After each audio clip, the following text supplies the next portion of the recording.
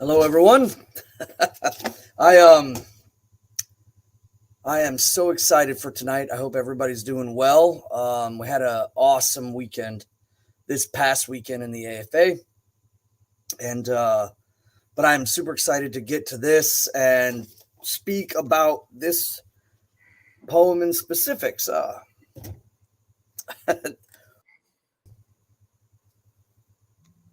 Sir, Carry on. you didn't make me have to run the paces. I was trying to hustle. I don't like being late. Yeah, I appreciate that because you do the intro so much better.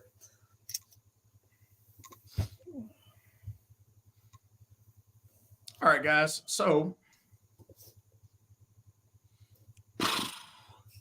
Svan and myself and a number of our other leadership had an amazing time this last weekend celebrating Winter Nights at member Ron Folk Builder, newly oathed Folk Builder Ron Boardman's property in New Hampshire. It was an amazing weekend. Very special, very powerful. Great to meet folks that I have not met previous, and awesome to spend time with people that I have not seen in a little bit. So really good time.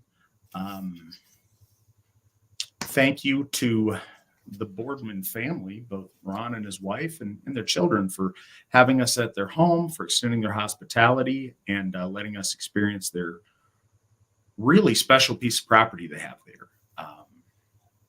When you guys see some of the pictures of the event, I don't know if Nick's got a group picture to throw up or if he may have any pictures of that hall. Nick, in the next little bit here, if you could round up a group picture of the group and also one of maybe us inside the hall at the high table. I know there's some of those out there.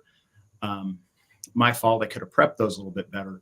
But you'll see his hall that he has there, that he built with his own hands, has been there for 20 years, serving as a special place for, there you go, Nick's awesome. There's both Svan and myself, even though he is obscured by the horn. Yeah, so it's a really cool spot, and it's something the hall itself's been there for 20 years as of this year. So that's quite an achievement in and of itself. Yeah, a really nice weekend. As far as event things go, that's it. Oh, and so the picture up now is his little stolly outside for his with the tripartite. You guys can't see you're facing it to the left. To your left is the Allfather Odin, in the middle, also Thor, and on your right, Lord Freyr. So yeah, this really, again, very cool spot, wonderful event, appreciate it. If you did not make it, or even if you did, we'd love to see you at Feast of the Einherjar coming up in just under a month in South Dakota. So if that's something you can do, we would love to see you there. Great event. It is going to be the same spot we did it last year, which is a really nice location. So looking forward to seeing you guys at that one. While we finish a couple more little top of the show pieces of business, I would like to invite you, if you want to read along with us tonight, we will be reading the Rígsþula, and that's going to be same place it always is at voluspa.org. And if you're reading at home, any version you got is going to be cool, and you're welcome to use it. The one that we are using is the Bellows translation, but as always, there's value and cool things you'll pick up using different ones. So yeah, you got that. Also, Ronald Blake, welcome back. We appreciate you once again showing the way with your generosity. $100 donation to the Hurricane Relief Fund. Those of you who don't know, we've got AFA men down there in Western North Carolina helping with the disastrous conditions that hit those folks. Very proud of those guys. It's being headed up by two of our folk builders, Tyler Heinlein and Tyler Bethay. They're doing amazing work there. So yeah, I'm sure they will deeply appreciate that. You guys have been exceedingly generous in donating towards that, and your donations have made a big difference and gone a long way. So thank you for that. Another note. So actually, up to this point, Nick, give me an update on the side. So far, towards the hurricane relief, you guys have donated $4,825. We've been running that for a week now, slightly over a week, and that's amazingly generous. So thank you guys, everybody, very much. Another thing, just to give you some progress on, I didn't have these numbers for you 2 weeks ago when I was on the program. The Njordshof fund, or not fund, the effort to pay off Njordshof. Here's where we are at. We are at 68.2%. We've got it whittled down to $77,896. Seems like a lot, but it's very little considering. We've paid off a ton. You guys have been amazing. Just kind of a note so people have it in perspective. If every AFA member paid $102 towards it today, it would be done, paid for, owned by the AFA, and we'd be on to planning for Rígsþula. So that's where we're at on that. And thank you to everybody who has contributed there as well. With that, and I don't know if I just mentioned this, I meant to, the two Tylers that I mentioned who are working on the hurricane situation there are going to be on the program next week to kind of talk about that experience, what they've been up to. So I look forward to that, and that will be on our next show. But the Rígsþula is a weighty tome, so we're going to try to power through tonight where we can. We'll make some decisions if we start getting close to it, because we're not going to rush it. It's really important. But we may run long tonight going ahead and covering all of it. So you guys are aware. I think that's all of our top of the show stuff to go through. If we are set and ready, Svan, what do folks need to know before we dig into the meat of this? Oh, well, I wanted to say just briefly, I was here about this weekend. It really invigorated me. I think that, even though we had some colder weather, it was warm during the day, cold at night. I got to meet a lot of great people and have a lot of great conversations with folks. And it really did kind of, stir more up and get me thinking about things and realizing that VNS really has helped folks come to learning about the lore a little bit better and deeper has really, it threw me for a loop. I didn't realize. So I want to say thanks to all the folks that came out and I got a chance to talk to. And I also think too, the Mead Hall, being able to say a Fornidhuslag poem in the Mead Hall was pretty nice. I think it's that perfect balance between, I don't think that the Mead Hall was built with the intention of LARPing as our ancestors is the best way I could put it. I think it's more a testament to our unity together. It has all kinds of, flags from the ancestral lines. It's very pan-European. In those pictures, people can see from Scotland to France and all the way around. And some of the family lineage of the Boardmans were present there. And then, but it had an old wood stove, it was the perfect balance. Let me say that wood stove very effectively, it was very effective at heating the space. Yes. A couple times I saw you, I had to take off layers because it was so effective. I can only take off so many layers before it becomes inappropriate. Before impropriety. No, it was amazing. And I know that we as a church fully function forward in modern times, and we present ourselves in modern Western clothes, with Western civilization and the culture that it is produced.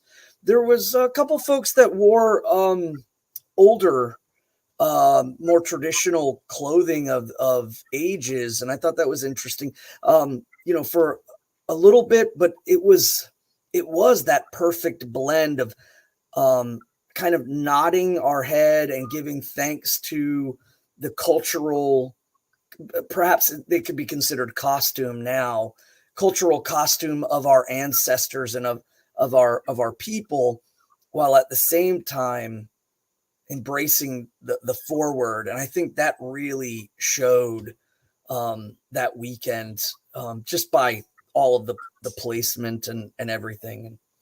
So I just wanted to throw that out there. And also to Ronald, I haven't forgotten about you. I'm still working on the thing. You will know when it arrives, when that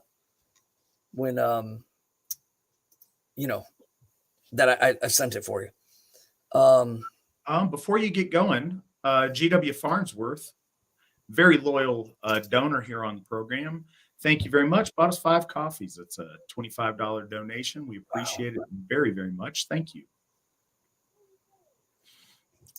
Yeah, I speaking about the touchy subject of dressing in our ancestral garb, or I would call cultural costume of our ancestors, I think it has its place and it can be important, but it is certainly not the mainstay of the Asatru Folk Assembly by any stretch of the means. We have completely gone forward with our Western civilization, cultural garb, everything from wearing certain types of hats that are specifically of our people, and collared shirts and petticoats and overcoats and all of those things, trying to harken back to, or at least bring back the desire for our people to not just accept, the Walmart sludge that seems to be acceptable sometimes. Not saying everybody, you can't relax, but there's a time and a place. But it was really nice to see kind of all of that convergence going on, and it was balanced enough to where I didn't feel that we were being disingenuous by our convictions.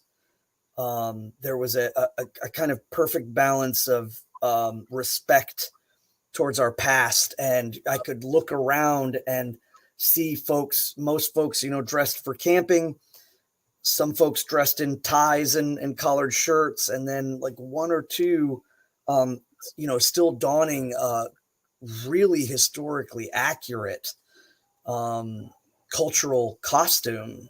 And I think pre-Christianity in the European sense. So really, really good. And to be able to speak a poem in the mead hall and hear everyone's stories during Symbol, it was great.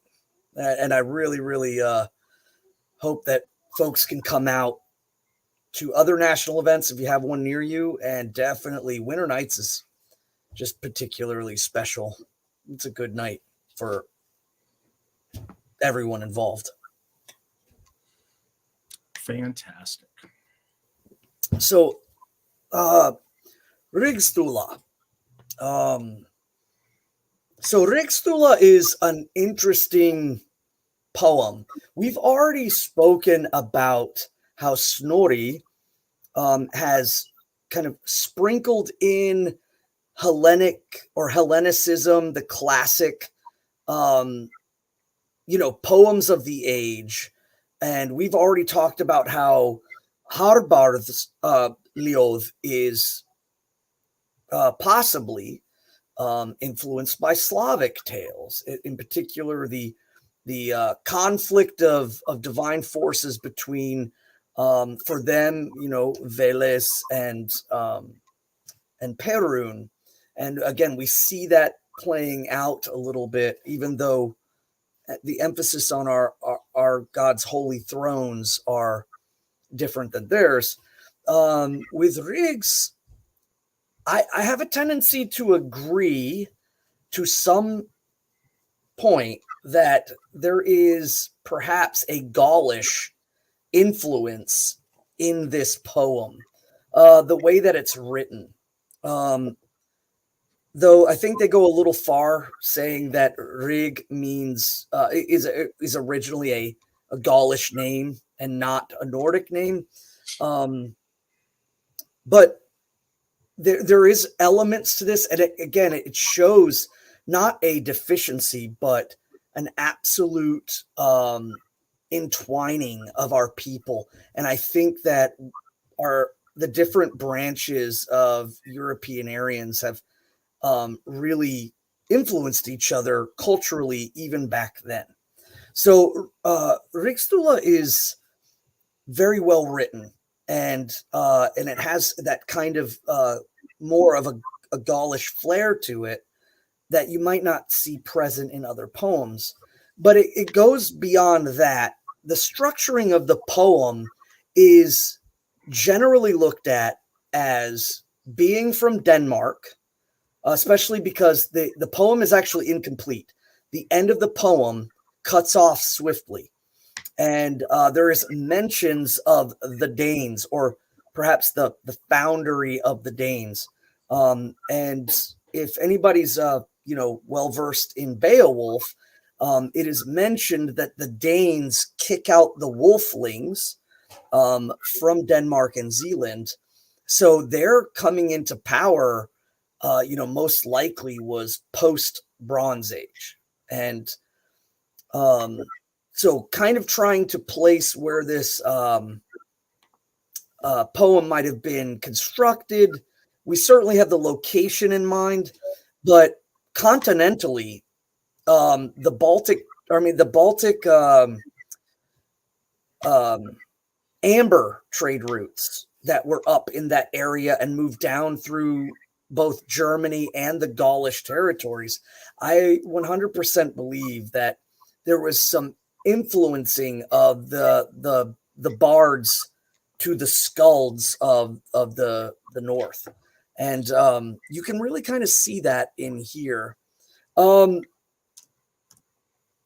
again, it's always relayed as being the story that explains the classes of the Vikings. There's the thrall and the carl and the jarl, or the slave, though more likely it would be viewed as like the serf, and the free man and the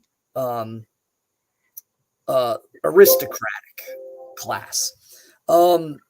And generally it's written off that way, but the Asatru folk assembly looks at this very differently, because there are key components that make it worth. I mean, you can't actually, that's not even worth. You can't look away from these tiny little flags telling you there's something more going on here. And once you consider it from being a believer in the gods and knowing that the gods are here and they are real, the value of the story suddenly becomes reinvigorated. And again, the keywords and flags that you will see kind of popping up are very, very important. This goes beyond the classes of the Viking or Northmen, I should say, of the Northmen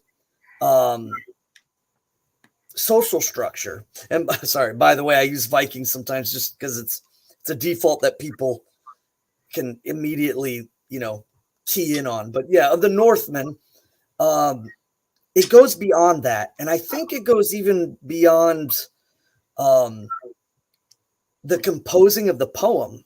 I think the poem most likely was composed in Denmark, but I do believe the story has application towards all kings or chieftains of our people. And I think ultimately I would argue that this story goes all the way back with us. That this story comes all the way to our origins as folk. And there is that interplay there between the White House, Lord Heimdall, and the folk, and wherever they are is it's not truly mentioned other than by the sea and in certain living conditions. I am a firm believer that this connection and the reasoning behind why Heimdallr is chosen as or excuse me, he has chosen us. That reasoning and his name, or the title that he has chosen to be known by, have significance. The home dale and the home light.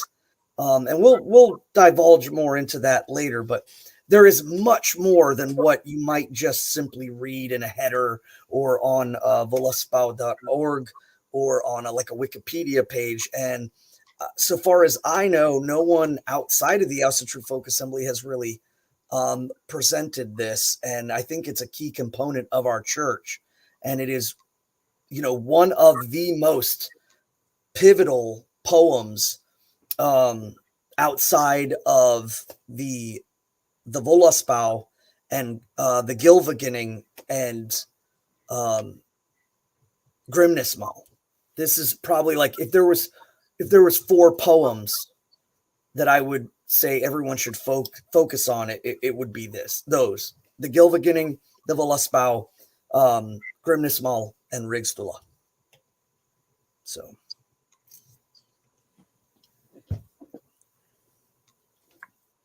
All right. Well, whenever you are ready, we can go ahead and start folks out. Okay, for all the folks, let's see, getting ready to go. Okay. The header here is, we have seen headers on other poems, but this one immediately reeks of an ancient epicness that permeates throughout the entirety. So it's very short, but has just such a profound and heavy weight to it. And it's also worth noting too, the Icelanders were not really prevalent to monarchy. And I have some theories on that as well.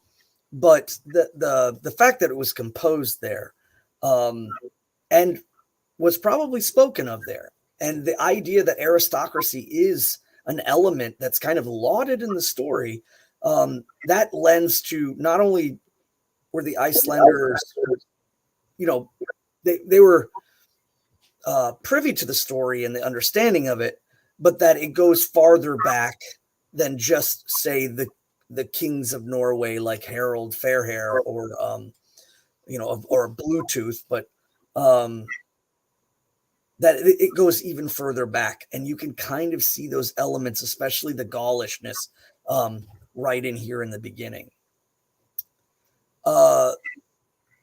They tell in old stories that one of the gods, whose name was Heimdall, went on his way along a certain seashore and came to a dwelling where he called himself Rig.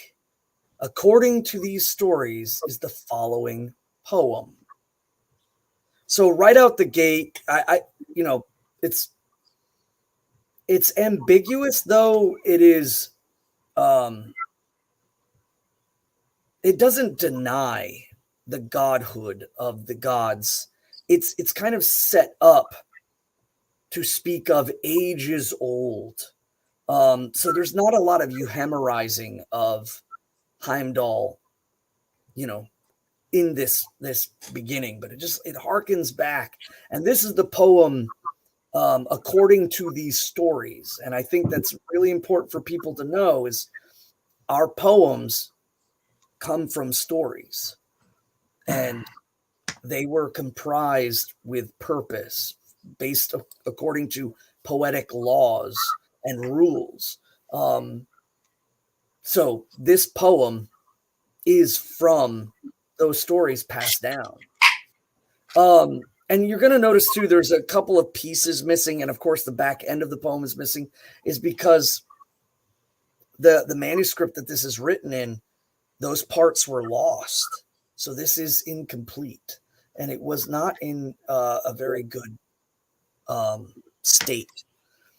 Let's see. Starting out with number 1. Men say they went by the ways so green of old the god, the aged and the wise, mighty and strong did Rig go striding. And then you can see there's some disjointment there because that's lost. The stanza's incomplete. It doesn't have a fourth sentence, or it's illegible. And in 2, he says, or it is said, forward he went on the midmost way. He came to a dwelling, a door on its posts. In did he fare, on the floor was a fire. 2 hoary ones by the hearth there sat. Aye and Ada in olden dress. So, right off the bat, there's some things to consider. Speaking of his strength, the name Rig also has reference to the lifting of things. There is an Old Norse word Riga, which means to lift, or to press high above your head, to bear up, to raise up or lift up with great strength. And I think that's pertinent right out of the gate, what this story truly is about. With great strength, he's going to lift up our people, because in this sense here, with Aui or Eda, Aui and Eda are grandmother, or excuse me, great grandfather and great grandmother. So that's the first flag letting you know this is not simply a class situation. We have references to time. And again, Lord Heimdall is often connected to time, with the growing of the grass, with hearing the hair grow on a sheep's back. These are all references to the spanning of time. It has been, my suggestion though, when we're talking about like calendars, and we do have the iron mark that's practiced by some folks as the calendar timekeeping, that instead of Lagersdag, there is Heimdallsdag or Heimdall's Day. Again, that the presence of time that's often always mentioned with Lord Heimdall. And also, it kind of goes in juxtaposition to some of the people that on the internet try to take Lagersdag, the wash day, and turn it into, the Kinslayer's Day. And I think it's only fitting that we kind of juxtapose that. But there are references clearly to Lord Heimdall being connected to time. And at this point, he steps out of the stasis throne and moves into the dynamic. And he goes the midmost way, which is, of course, Midgard. So he goes through the threshold of heaven and enters now into the middle world, or the Midgard, the place of time and material. And he finds himself on a seashore, and he goes there, and the doors are on the posts. I always thought that was an interesting point to make, that at least the door was framed and it was holding threshold. It had a certain sense of guardianship. I don't know. I mean, I've thought about that possibly being symbolic as well, is that the entry for Lord Heimdall as Rig was not easy, and that he needed to break another threshold in order to come into the realm or the existence of great grandfather and great grandmother. So he says that his name is Rig, the strong one, the one that lifts up, and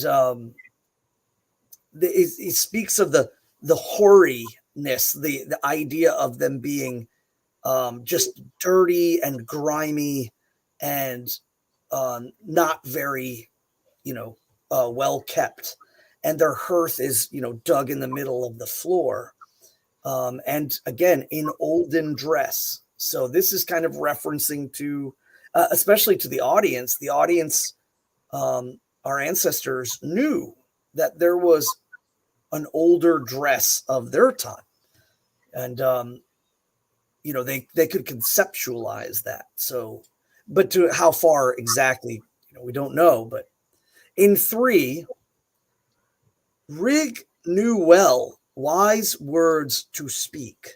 Soon in the midst of the room he sat. On either side the others were. A loaf of bread did Ada bring, heavy and thick and swollen with husks. Forth on the table she set the fare, and broth for meal in a bowl there was. Calf's fresh boiled was the best of the dainties. So a couple of things about that is they're speaking of the true nature of the gods and the divine. A lot of people hear the words wise or wisdom and they immediately, I think it's a knee jerk or elbow jerk reaction to kind of folly back to monotheism. I think it's got the sense that a lot of folks need to immediately place into tiny little holes or scholarly little frameworks. Oh no, it's got to be Lord Odin. But the Asatru Folk Assembly looks at the gods as gods. They are gods, and they move and they do things. And this doesn't just stay with one or two of the gods. And so, the suggestion that this is Lord Odin and not Heimdall, I think, was proposed at some point. I can't exactly remember who proposed it.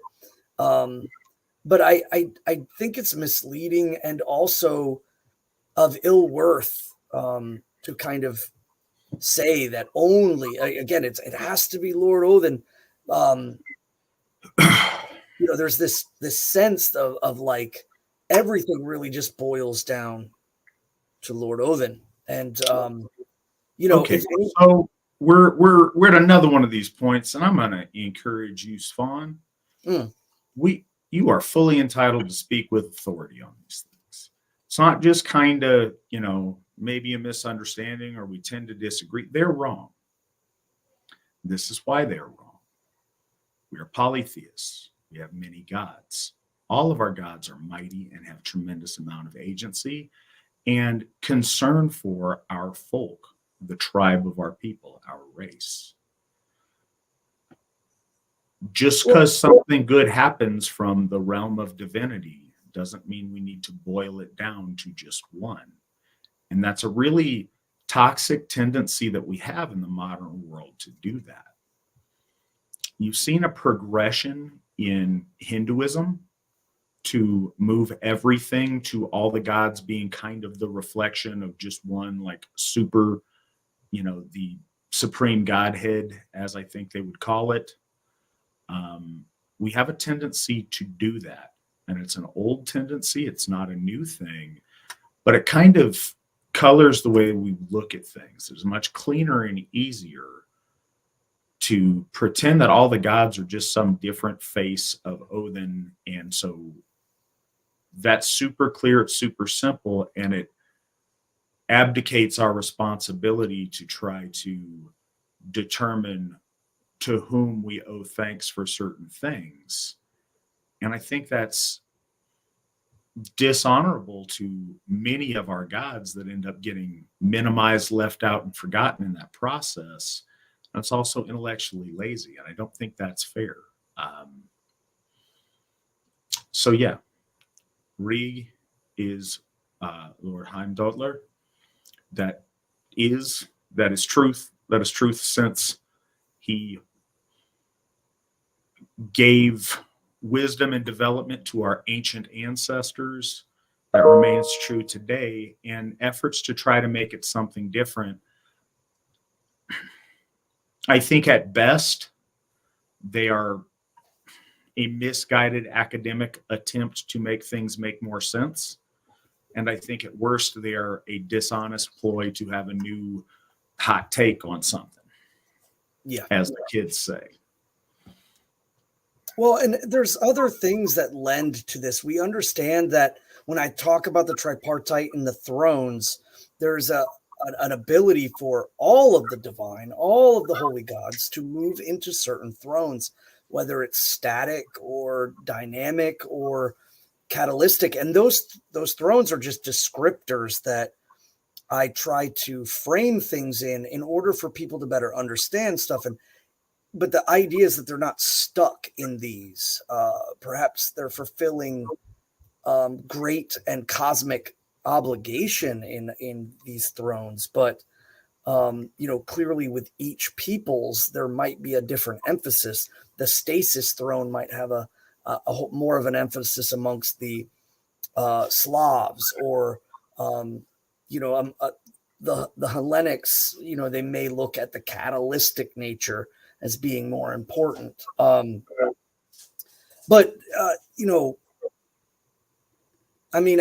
think the biggest thing for people to get from this, if they have a hard time wrapping their head around it, if they're still listening to those people in the periphery who are, as you said, wrong,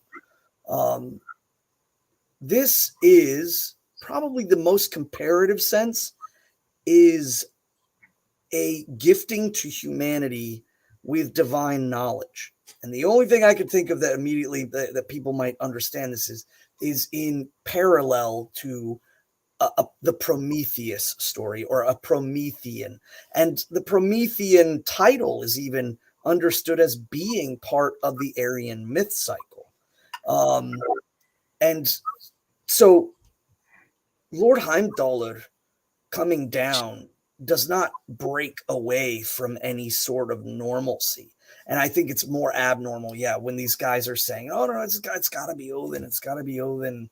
They start switching people, or, switching names, switching gods around in the stories just to fit that. Yeah. So we have a tendency, and I think a lot of the time we do it unconsciously, and I think it is a scholastic inheritance that we have in the literate West. But we start out with a preconceived format, and then we try to subconsciously force our gods to fit our conception, instead of force ourselves to, with ever more perfection, to greater understand the gods as they are, not as anthropologist / scholar told us they are. And I say that not because there's something inherently wrong with study, but it's the field of study. If you're accepting the gods the way they are because a Gothi told you, that's the order of things, and it makes sense. If you're accepting real gods that you believe in, or that you claim to have belief in, by the like academic theories of someone who does not have a belief in the reality of our gods. It's fundamentally kind of wrongheaded. So a lot of stuff you can learn there, but our gods can do what they want, and we are under no, they are under no obligation to conform to our limited understanding of what we think their jobs are. And I think that a fair evaluation of that makes sense. And something else I like to mention about this poem, and I want to get into it because we're not even really into the meat of it, but some things are kind of getting said at the outlay of it, and I think it's important. We have come to an understanding of a lot of these things because information has already been processed and regurgitated to us, and then we parrot that regurgitated information without thought. We all do it. We're all guilty of it. We all start with a lot of that as our default, and that's not a wrong place to be. But when you realize you are there, it's always valuable to view it with fresh eyes. I don't believe that a person without the need to make this conform to a Dumazillian structuring of Aryan society would take that as the fundamental meaning of this poem. Once Dumazil laid that out, we can see obvious parallels that make sense in that. But a fair-minded reading of this, if you didn't already have the preconception, especially with the naming of all of the couples involved and their children as this progresses, is clearly a process over the course of time. It's not just a Promethean stealing of divine, and I think that that's part of a similar concept, but I think the fundamentals are really different. Stealing from the gods and like transgressing by giving it to mortals is very different than the way this story is laid out. And one of the beauties in this is it's not like, hey, I'm trafficking stolen goods to you, do whatever you want with it. It is a generational, over the course of time, tutoring and teaching and instructing, and a process. They don't go from, knuckle draggers to space because they got this magic thing. No, over time, they develop and they mature and they evolve and they become and they learn and they grow. And you see that throughout this. The generational nature of it, the process of it is self-evident, I think, to any fair reading of it. So I think that's important to bear in mind as we go through it. Yeah, I wanted to address too. The Wolf Throne said Matt's roasting Svan, and I think it's worth noting. I think that Asatru is kind of just covered a little bit too. He's encouraging that the hard work and diligence and pious thought and prayer in going forward with our lore demands a certain sense of making sure that I stand on, speak with authority. At the same time, we don't want you folk, we don't want you to just simply regurgitate.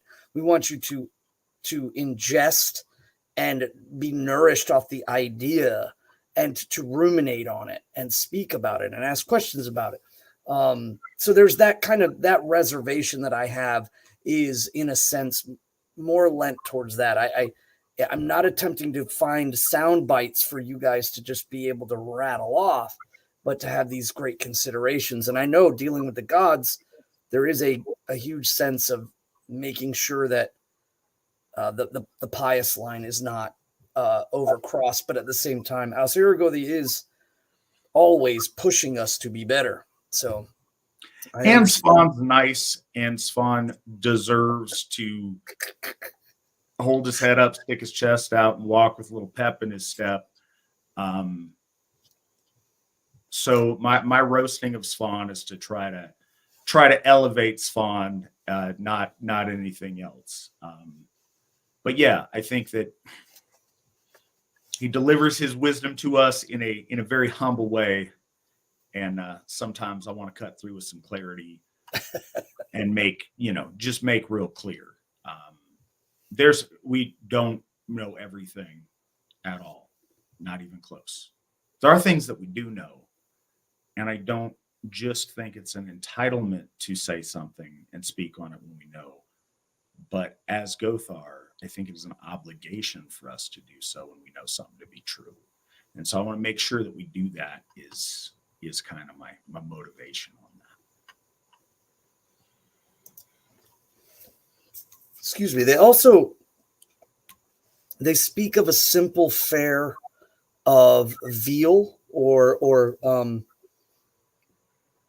calf flesh that is boiled, and it says the best of the dainties, but they're really referring to again the finest of the fare that great grandfather and great grandmother could offer up to their guest.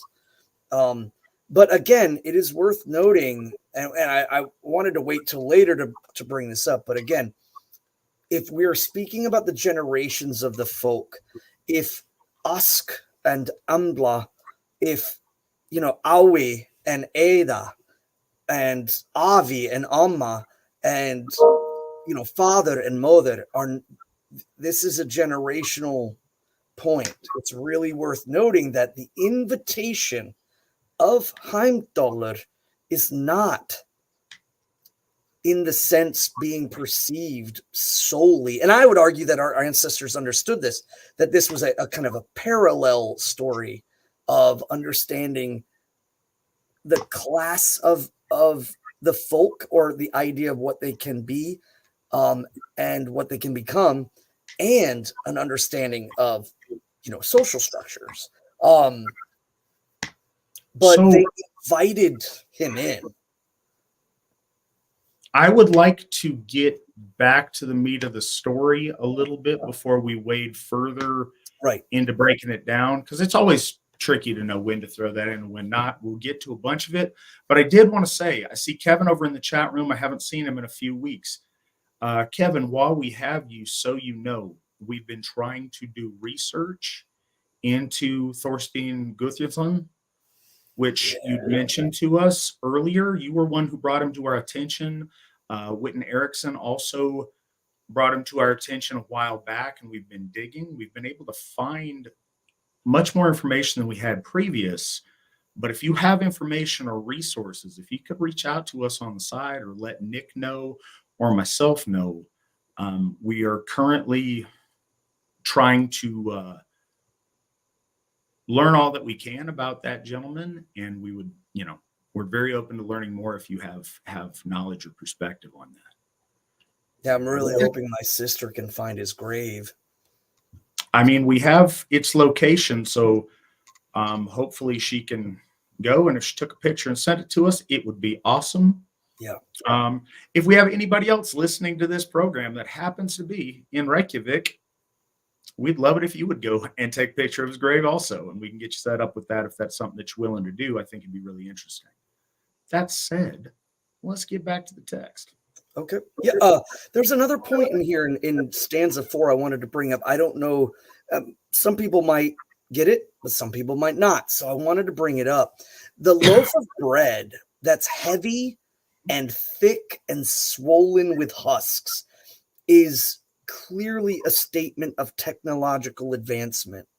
The husks of the wheat or the rye or the corn, the corn kernel, corn in the sense of like a seed, being in the bread is one marker, and you will see this again throughout the poem. There's other markers that indicate technological advancement, and that's one of them. So the bread is heavy, and it's got lots of the husks in it, and it's just seen as unrefined.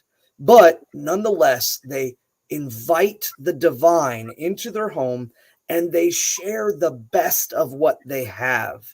And the fact that the soup is made of calf is clearly speaking. Sometimes in some sense, they're portrayed when people tell this story, they're portrayed as more cave-like. But it is worth noting that in the story, it's clearly stating that they have the ability to hold over. They have Feo, they have cattle, they have some riches, but they're learning, and so they kill or have killed a small calf to give him the best of food, because killing a young cow is a huge sacrifice, because you're losing all the potential of what it could be, and they give it over to the divine. And so then we see a repeat again from 3 and 5, and everybody that's been following BNS knows this, of course, is skaldic meter, and a way to memorize. If I say these lines this many times, it road maps the skald to where they are in the poem, and then they know, so they base sections of the other parts of the poem onto these repetitive prose. So in 5, it says, Rig knew well wise words to speak. Thence did he rise and made ready to sleep. Soon in the bed himself did he lay, and on either side the others were. And I guess that's, since we're switching to the next line, you'll find degenerates kind of lending this towards the idea of some sort of impropriety, completely throwing out the notion of the names and who we're talking about. That great grandmother and great grandfather have the strong one who lifts up, lying between them, is in essence that this is stating that the lifting up is going to go unilaterally. It's going to go to the male and the female of the folk. And I don't want to beat a drum on it, but it's disheartening to see sometimes when people speak of things like this without considering all of the other parameters around it, the invitation of the divine, and then the equal spread of the divine between men and women, raising them both up. And it lends again to, the perfect man and the perfect woman are the ultimate goals. And we'll see more of that when we start listing things that are not liked, and kind of hanging out there as reminders that you should not be this way, that you should be higher than this. So in 6, thus was he there for 3 nights long, then forward he went on the midmost way, and so 9 months were soon past. So, of course, again, the dynamic number, and I believe that a lot of the confusion in relation to Lord Odin and Lord Heimdall is that Lord Heimdall has entered the dynamic. He is in the usually symbolized in the number 3, and so he stays there, and then he moves away, and the culmination of 9 months again is the multiplication of 3, and he leaves, and born of great grandmother and great grandfather are these children. So 7, a son bore Ada, with water they sprinkled him. Again, Alsavatni is far older than the Christianization version of baptizing children, especially considering that's up to debate with the idea of baptizing full-grown adults or what have you. Again, I think it's really a heavy lend on the Catholic Church being just heavily paganized or in their construction. Yeah, I'd like to throw this out there while we have a second. The idea of taking an infant, sprinkling water on them, and affixing a name to them. is nothing like baptism as described in the Bible. In the Bible, grown men went out into a body of water and were fully immersed, because that was the whole idea, is they were being born again by coming up out of the waters as a new person. It's a very different function religiously. The idea of affixing a name by the sprinkling of water on an infant has zero to do with biblical Christianity, and is something that is a direct evolution of our people's customs. But there's water, and then there's water, so cool, let's make this work. One of the things about the evolution and entrenchment of early Catholicism in medieval Europe is this co-opting of pagan tradition in order to liken it to a Christian concept to convert the masses of our ancestors. And they did that very effectively. The other thing I'd like to say, we also have a tendency, because of similar traditions as far as, our cultural touchstone of how we see religion being biblical, we approach the stories of our gods as if they're biblical text, and the premise is very different. There's not even, this is even stated at the beginning. The old stories of our gods say this, and this is a retelling of that. There's clearly not a premise of, and then the divine presence of the All-Father came over me and he guided my pen to write these things. That didn't need to be specified, because that's one of those, of course not, unless otherwise stated. So to try to digest this literally and to see it in a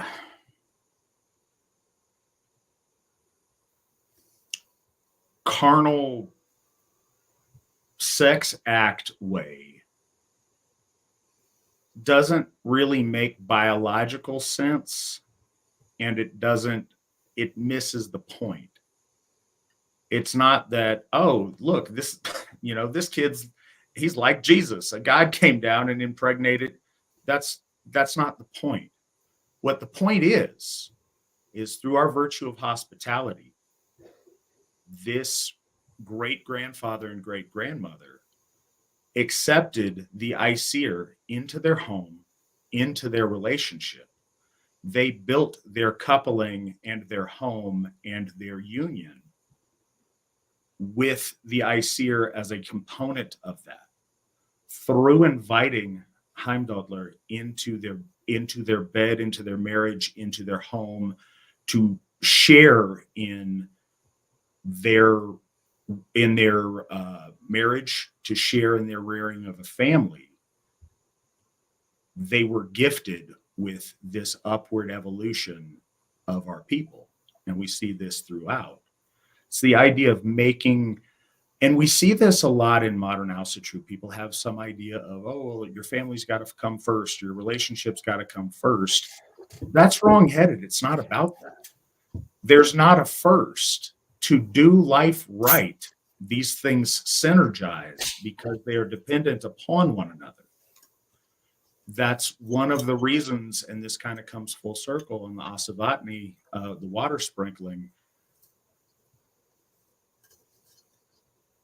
Being married in a Hof by a Gothi, inviting the Aesir to be part of that, invoking them for fertility, giving them praise and honor, and gifting them for the safe, entry of your child into the world, inviting them to be there and recognize this child as you're naming them, being part of the raising of this child. All of these things, building your life and your touchstones around religious observances and ceremonies and milestones marked by your loyalty to the Aesir and your involvement in the holistic nature of gods and folk united. And then ultimately passing beyond the veil with a service performed by a Gothi, invoking the gods to help you in that passage and to welcome you into whatever finds you in the afterlife. Those should be indivisible. Now, we're in a time of conversion where people started off as something else and are coming home to Asatru, and the process is messier than in an ideal situation. But that's the ideal, is that your marriage, your life, your rearing of children, your interaction in your community is inseparably intertwined with your faith and your loyalty to the Aesir. One doesn't have to choose the one over the other. It all goes together and is all part of a cohesive, well-lived life. And that's the process here we see repeated in the evolution of our folk towards ever greater nobility.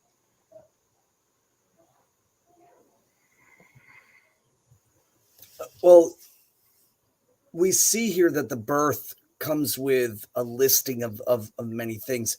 And it's worth noting the way that our ancestors, and even to a large degree today, the first and most important thing as we move forward is thrall or thrail or thrite is, I've always kind of focused more on the serf class. And I think that the position of thrite becomes more associated with slavery or the captured, war slaves or just captured from raiding. That becomes more prevalent as the social structure of our ancestors kind of moved up, and then the outsider is moved in. And I think that that's missed in here because Bellows mentions some things, and I think he's focusing on slave versus serf. And as we know, the serf or the servant class of the social structure came in before it was like, wow, everybody's doing well, so let's go raid and fight and grab people, and take them in, and then they will be of the serf class. So that's worth noting. So in 7, a son bore Era. With water they sprinkled him, with a cloth his hair so black they covered. Thraid they named him. So the serf. And again, the black hair, we know in our society, one of the big things about blonde to like dark brown hair or black hair, one is that it's an idolized trait. It's a trait amongst our folk. It has connections to youth and to beauty, and so naturally they're placing these colorations and this hierarchy, and it's clear it's based on desirable traits, and those desirable traits are lent to our folk based on whether it's the exoticness of it or the just the rarity, or again culturally based in the sense that it does lend to the innocence of childhood. And we do know that our ancestors did dye their hair with lye in order to maintain that blonde coloring.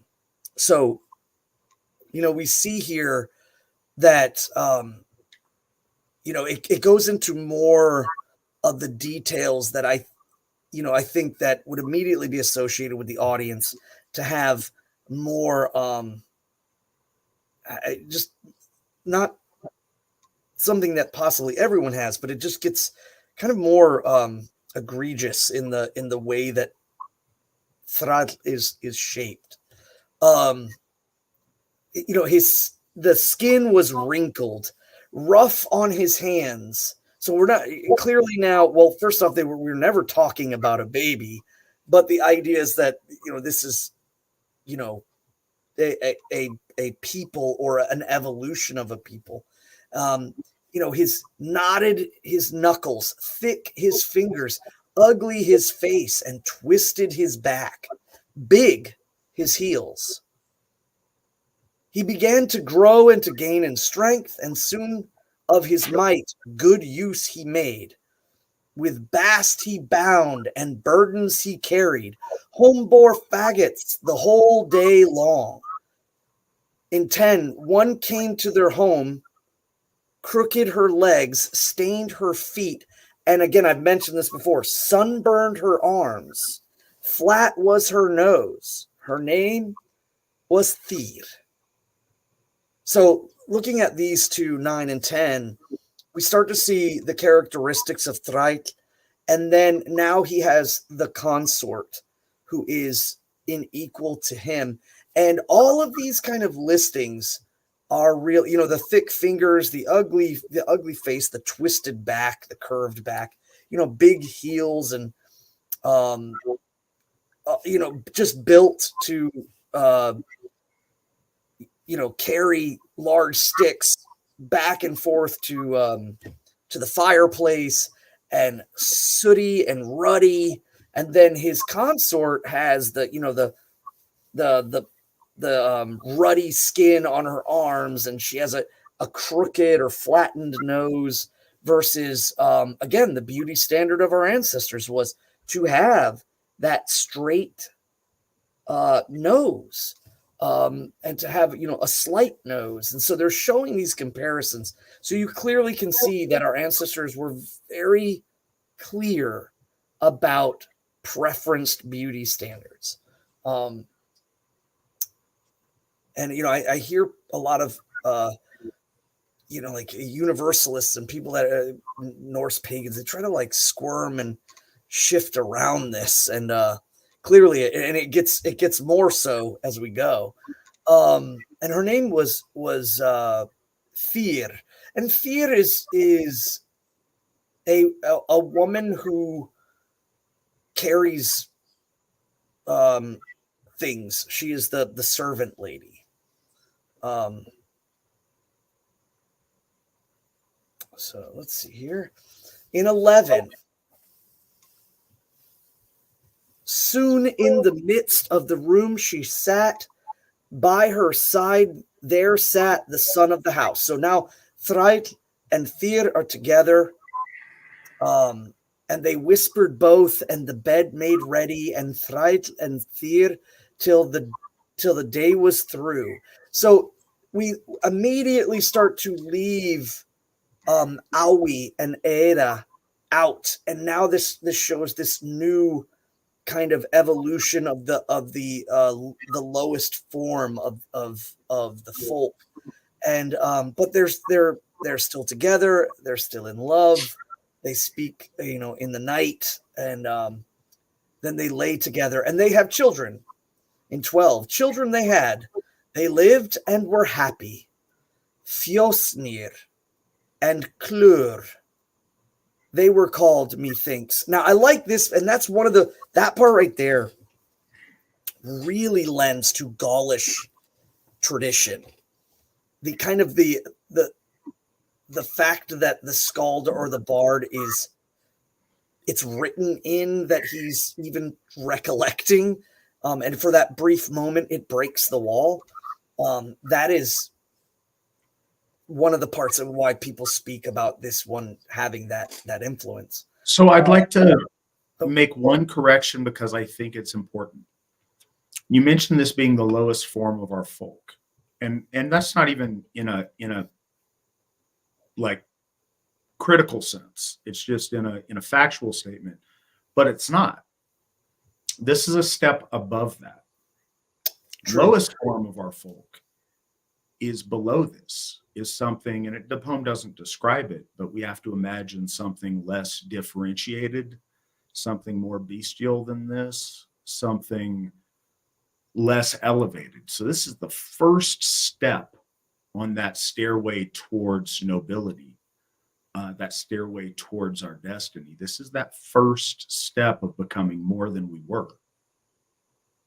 Right. Yeah, you are correct. No, It's not the lowest. I know what you were doing, but I think that just for the audience, Right. just so they realize, as clearly brutish of a picture as this paints of this stage of our ancestors, this is one step above what they were before Lord Heimdallr came and shared their table and shared their bed and became part of their family. Yeah, and it's that observation of the one who sits on heaven's mountains, who sits in heaven, looking down, not through the well, but of his own account, and and does project the light of the gods through himself prismatically, the walker of Bifrost and the holder of the bridge, and he descends down after observing these the forms. I meant lowest in the sense of the story, but yeah, the idea of seeing this progression and then now coming down and instigating, making this movement. I guess it could be even argued too that Lord Heimdall is moving into a catalytic throne, in the sense that he is instigating and breaking stagnation. I didn't think about that till just now, but normally I'm thinking dynamic, but yeah. And so here, for anybody that's listening, it would take us a long time to go over each of the names. And there is a long list of names. However, if you are also reading on velusbau.org, the translations for the names are at the bottom, or if you scroll to the bottom, they're all there. And I would like to name a couple for purpose, but I think we'd be spinning our wheels if we named all. So you don't need to correct all the names. We do need to read all the text. Oh yes, all the text, but not translations. Or maybe what I could do is after everyone, I'll kind of just briefly speak of all of them. Like in 12, children they had, they lived and were happy. Fjosnir and Klur, they were called, methinks. Hreim and Klekki, Kefsir, Fulnir, Drum, Diraldi, Drot, Lekjaldi, Lut, and Hosvir, the house they cared for, ground they dunged, and swine they guarded, goats they tended, and turf they dug. And those names are very, very interesting because, again, they show beauty traits, but also traits that we should, if you're reading the names, or understanding the translations, these are names that of things that we should try to move away from. For instance, the concubine keeper, Kefsir, or the fat. There is, the stinking one, the sluggard, the big-legged, the gray, the coarse, the shouter. So all of these traits are, again, loud, screaming, yelling, and just being crass, being, overweight. And I really like, too, the concubine keeper. I think the concubine is probably wrong in the sense that it's more or less a kind of loose women, a keeper of loose women, or a desirer of loose women. And so not only are they speaking about physical traits, they're speaking about spiritual traits and mental traits. So all of these are being spoken of, and that it's clearly seen as that you need to move forward and upward from this. The bench. Also, though, that if this is where you are starting, you can move upward from this. Our folk are not limited to a low standard of existence, low base desires, low base consciousness. You can become more. The key to becoming more is accepting the Aesir into your life and into your home. That's useful. It's easy to read the names, especially their translations, and snicker, and like they are funny and they're like insulting and they're whatever else. But just in a matter of fact way, you watch a progression of tasks, a progression of beauty, a progression of characteristics that show a steady progression upward. This is already better than what those before them were in their existence, because this is that first glimpse of stop looking downward and starting looking upward. And we see that throughout the rest of the story. Yeah, because again, there's always this matter of, even though the names are kind of worthy of laughing, and they're very derogatory towards the way you don't want to be, there is still the sense that they loved each other and that they were moving forward and they were happy. And when we see this in the names, like in 13, the daughters they had, Drumpa and Kumpa, Log and Stumpy, Okvin Kalfa, fat calves, or cankles, if you will. Arenevia, Nevia, Izia, or Ambaut, Eichensteiner. So Eichensteiner, oak peg.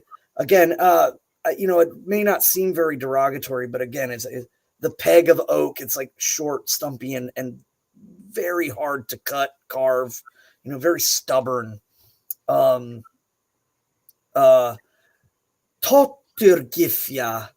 or Gifja, and Tronbeina. And thence has risen the race of thralls.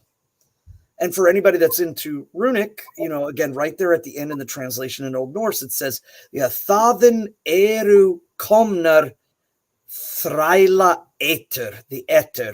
And most people know about the eter of the runes. That just means, again, they translate it to race, but it means, the family or the collective of the thralls. So I do always kind of laugh at cankles, though. That's pretty funny. So again, we reject this and must move forward. And again, the wording is important. Forward went Rig, his road was straight. To a hall he came, and a door there hung. And in did he fare. On the floor was a fire. Avi and Amma owned the house. So Avi and Amma mean not great-grandfather, great-grandmother, but now grandfather and grandmother. And it's so intentional that for people to simply write this off as being literal people, and that Lord Heimdall is a literal visitor versus the encompassing of an age of people. Again, it blows my mind that people would relegate it to such lowliness. It's clearly written. In 15, there sat the two, and worked at their tasks. The man hewed wood for the weaver's beam. Again, technological advancements are now being laid out. His beard was trimmed. O'er his brow a curl. His clothes fitted close. In the corner a chest, like a trunk or a hope chest or of a thing. And again, this really does speak about the fact that our ancestors, especially with grooming standards and things of that nature, The ability to make your own clothing, the ability for you to cut and shape wood with metal, and having your beard trimmed and cut, was a sign of advancement.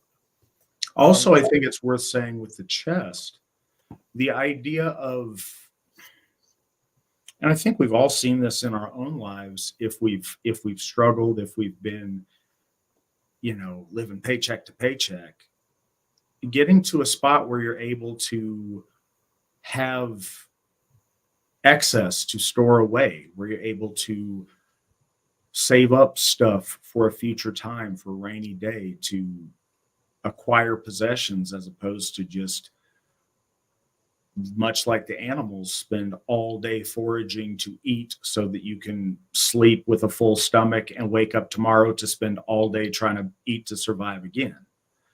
This is a really important thing. And, I think that there is a loose connection, but I think it's also kind of inspiring and meaningful for us today when we find our people that are stuck in a condition of their living where they're not getting ahead, where they're, expending everything they're able to bring in, and they're always in that struggle.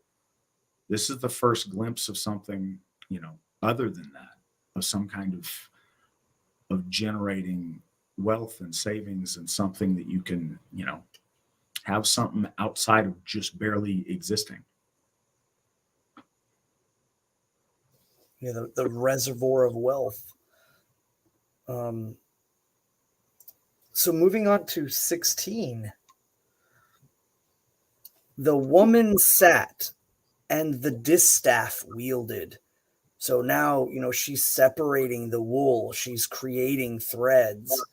At the weaving with arms outstretched, she worked. And this would be really common imagery for our ancestors to understand. So now, they're moving into more of an understanding that our ancestors would see. On her head was a band, and on her breast a smock. On her shoulders a kerchief with clasps there was. So she's wearing a cloak or a shoulder smock, and or a shawl, excuse me, and she's wearing an apron, to cover her dress. So there's great care. And again, more of the technological advancements amongst the folk. In 17, Rig knew well wise words to speak. Soon in the midst of the room he sat, and on either side the others were. Then took Amma, and this part is lost, but it's presumed here that this is the dining situation, just like before. There's a little bit of a break, and then it says, the vessel's full, with fare she set, calf's flesh boiled, was the best of the dainties. So that consideration again, that even though the advancement of our people, there is still clearly the source of our nourishment, which is the sacred cattle. And so, but now she has pottery and mugs and cups and plates and, fine things to eat with. In 19, Rig knew well wise words to speak. He rose from the table, made ready to sleep, and soon in bed himself did he lay, and on either side the others were. So at this point, too, it's worth noting, like in when you say like come to eat dinner in Icelandic, it's come to borða, and that in essence means come to the table. And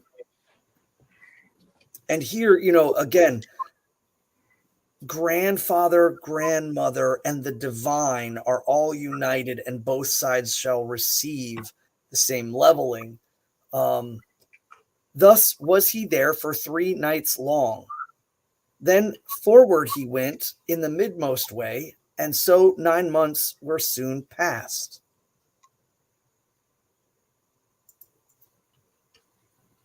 A son bore Amma. With water they sprinkled him. Karl they named him. In a cloth she wrapped him. He was of ruddy face and flashing eyes. He began to grow and to gain in strength. Oxen he ruled, and plows made ready. Houses he built, and barns he fashioned. Carts he made, and plow he managed. So now we have the ascendancy of the free man, or what is truly, again, the technological advancement of our folk and of our people moving forward. Again, the messaging of carts and the utilizing of the wheel. And again, it's not spoken of in the story, but the utilization of fire from the first and on goes beyond simply just the fire in the hall, but with metallurgy and things of that nature. And you'll notice that the age, Avi and Amma, they give birth to Karl, and then a consort simply becomes. So every age, like the greater age accepts the divine, it creates a child, and that child is consorted with his equal. And again, it's patrilineal because we are a patriarchal culture. So the consort is never really talked about. And again, it's not really meant to. Where did she come from? That's kind of, again, weak thinking when you're reading mythos. And I mean, it's good to question things and wonder, but at the same time, it's pretty clear she is fulfilling the purpose of equating. And our ancestors knew the masculine and the feminine. That's how things had to be in order to make. So, home did they bring in 23 the bride for Karl, in goat skins clad, and keys she bore. Snor was her name.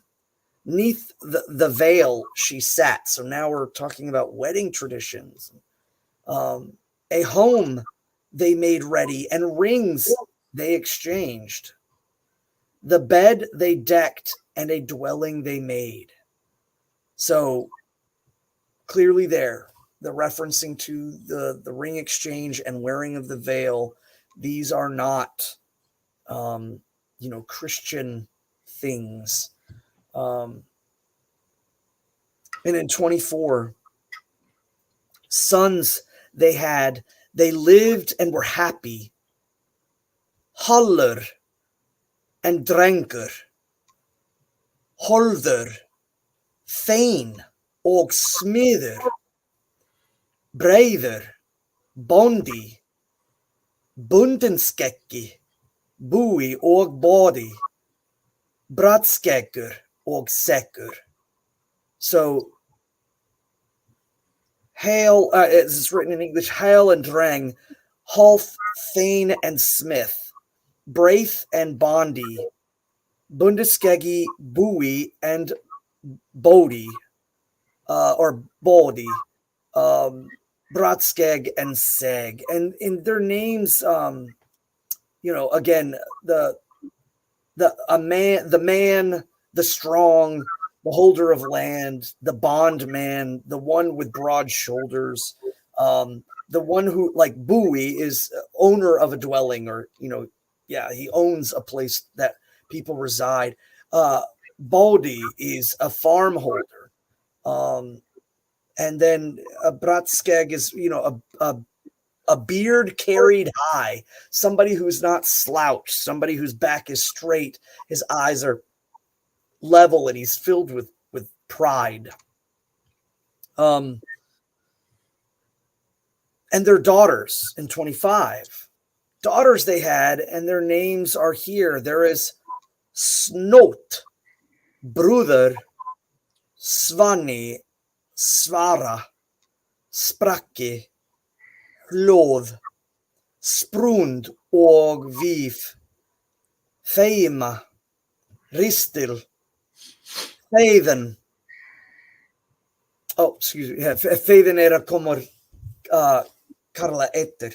Feiðin, yeah, sorry, that's not the name. Feiðin, thus came the family of the Karls. I was going on a roll there. So, we have here the worthy woman, the bride. Bruth is bride. Svani is the slender. Svari is the proud, the fair, the proud woman. Vif, the wife. Fema, the bashful one, or the humble one, the one that has reserve, and Ristil, the graceful one. So again, there's these listings of desirable traits and an advancement forward. Men should be strong. Men should have broad shoulders. Ladies should be fair. Ladies should be proud, but also with modesty, and also, encompassing gracefulness. So the masculine and the feminine are so clearly laid out here. Al-Zaragoza said, we do believe that our men folk should be masculine and our women folk should be feminine, and nothing encapsulates more that truth from the Lord than right here.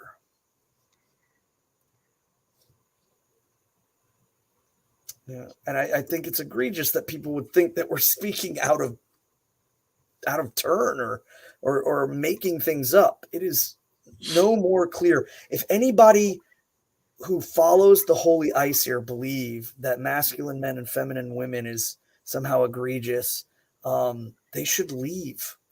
They should leave the faith and go somewhere else, because you're in the wrong house.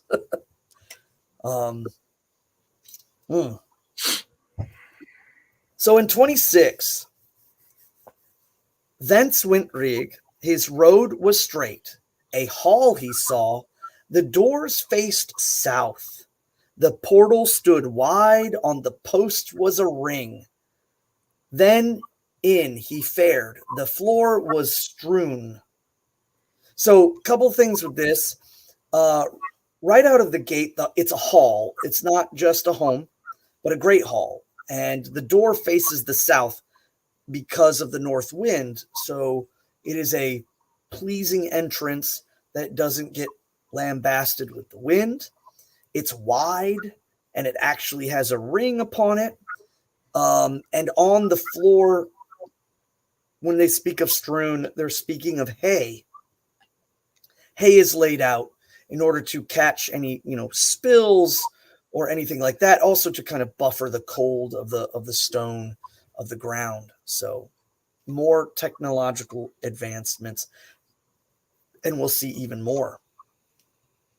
In 27, within, two gazed into each other's eyes, father and mother, and played with their fingers.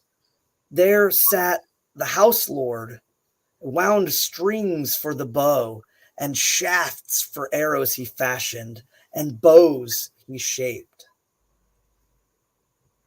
So again, I love the fact that one of the cohesive senses of advancement is love. The love between a man and a woman is sacred, it is divine, and it is the key component towards moving forward. That balance between the masculine and the feminine. And, it's mentioned that he's twining strings for bows, and he's shaping arrows. And in 28, the lady sat. At her arms she looked. She smoothed the cloth and fitted the sleeves. Gay was her cap, on her breast were clasps. Broad was her train, of blue was her gown. Her brows were bright. Her breast was shining, whiter her neck than new fallen snow. So, a couple of things here. The fact of when I think there's no more of an egregious sense. Is like we've joked about it, the shoulder pelts, the people that are wearing kind of the dark Halloween runic makeup around their eyes, and they're wearing, dark colors and, stinky dog furs on their shoulders, and they're just kind of grunting and bone rattling.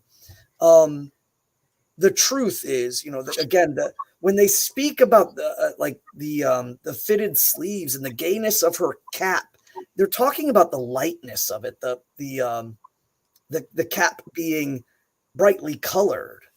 And she had jewelry. She had her clasps upon her chest, and she had a broad train, fabric enough to let it flow on the ground because the usage of that technology of being able to produce clothing.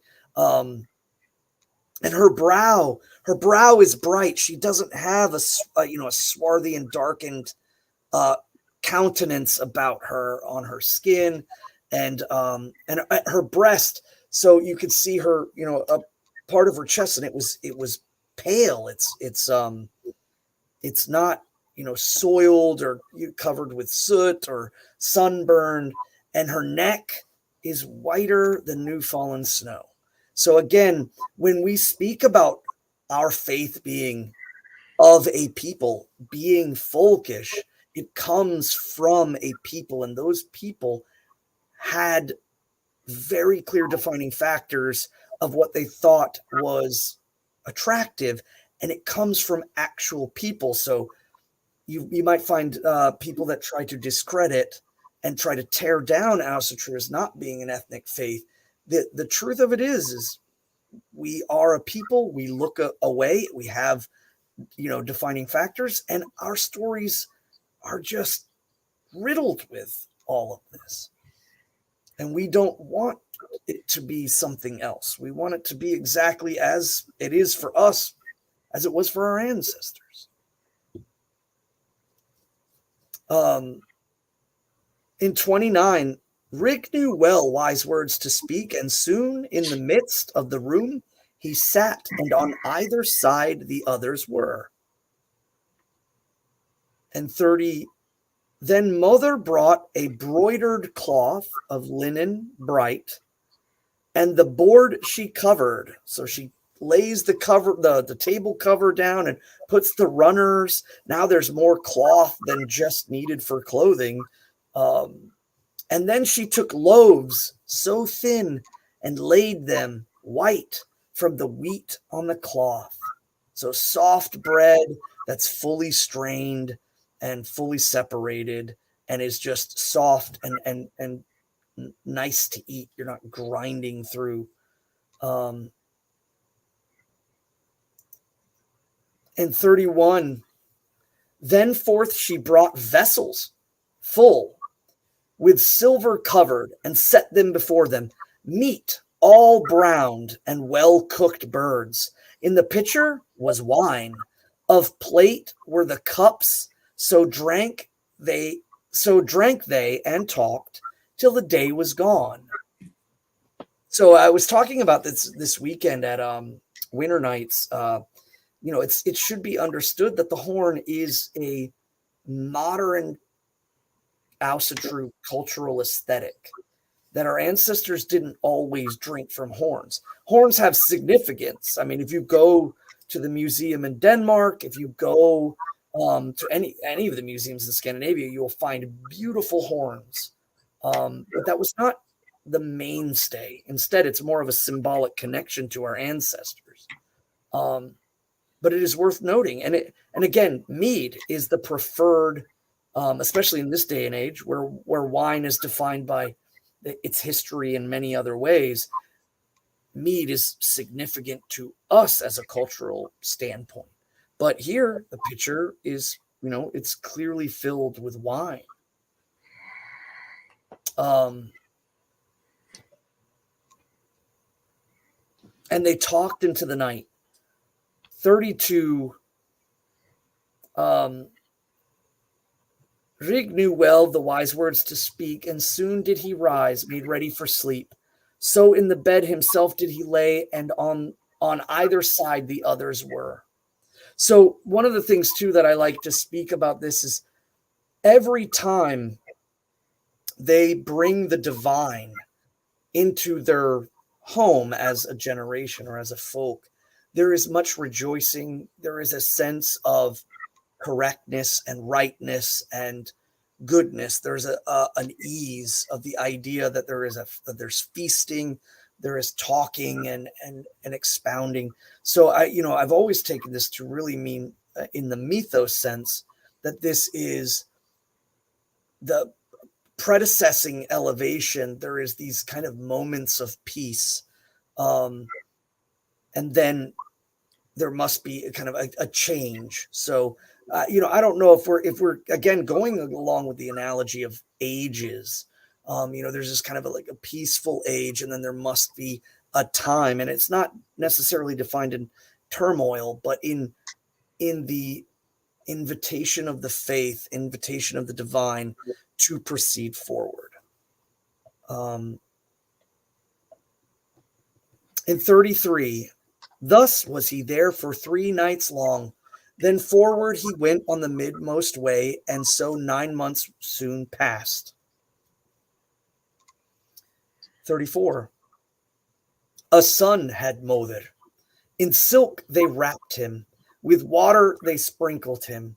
Jarl he was, blonde was his hair, bright his cheeks, grim as a snake's eyes, or excuse me, he writes it a little odd. Grim as a snake's were his glowing eyes.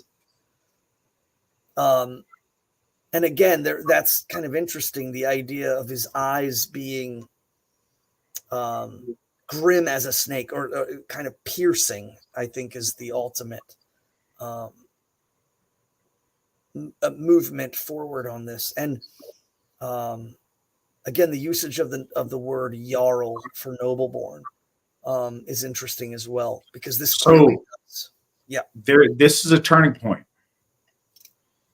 At this moment in the mythic chronology of our folk, we truly become Aryan. We truly become noble. Jarl is nobly born. And we see that. We see the crispness, something about the imagery of the eyes. And certainly they don't function like a snake's. But there's something that you see with people where the eyes really are the window to the soul in a lot of ways. Eyes are very striking on people, and it's one of those things that makes a painting look profoundly real or not, is if they can get the glint in the eye, if they can get like a hint of reflection or a hint of like the white, like in the pupil, meaning like clear eyes. The idea of being clear-eyed and having a penetrating gaze shows you that something's going on behind the eyes that's more than average. Quite often you can see that with people sometimes when they're clear-eyed and they're paying attention. It's one of those things when somebody's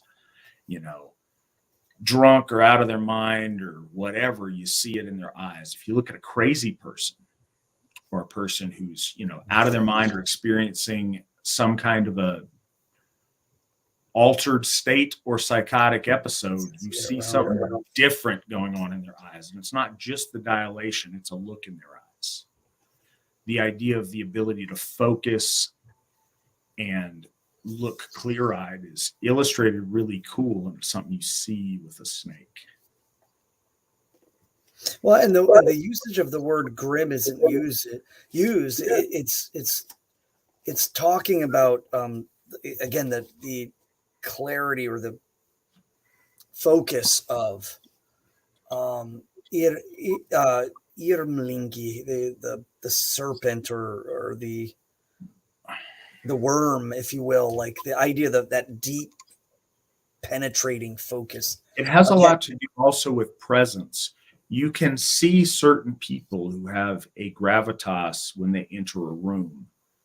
There is something about their bearing, about their focusness, about grim in the sense of very serious, that guy's somebody to be reckoned with. That guy's someone important. That guy's somebody with purpose and with clarity. That guy, this person is special. The rest of these people are just here goofing off and being whatever. This guy's, about something. And that kind of martial bearing and regal countenance is indicated a lot by the eyes. And again, we see a recollection of the bowstring, but there's more now. It's built on it more. To grow in the house, this is 35, did Jarl begin. Shields he brandished, and bowstrings wound. Bows he shot, and shafts he fashioned. Arrows he loosened, and lances he wielded. Horses he rode, and hounds he unleashed. Swords he handled, and sounds, or bays or inlets, he swam.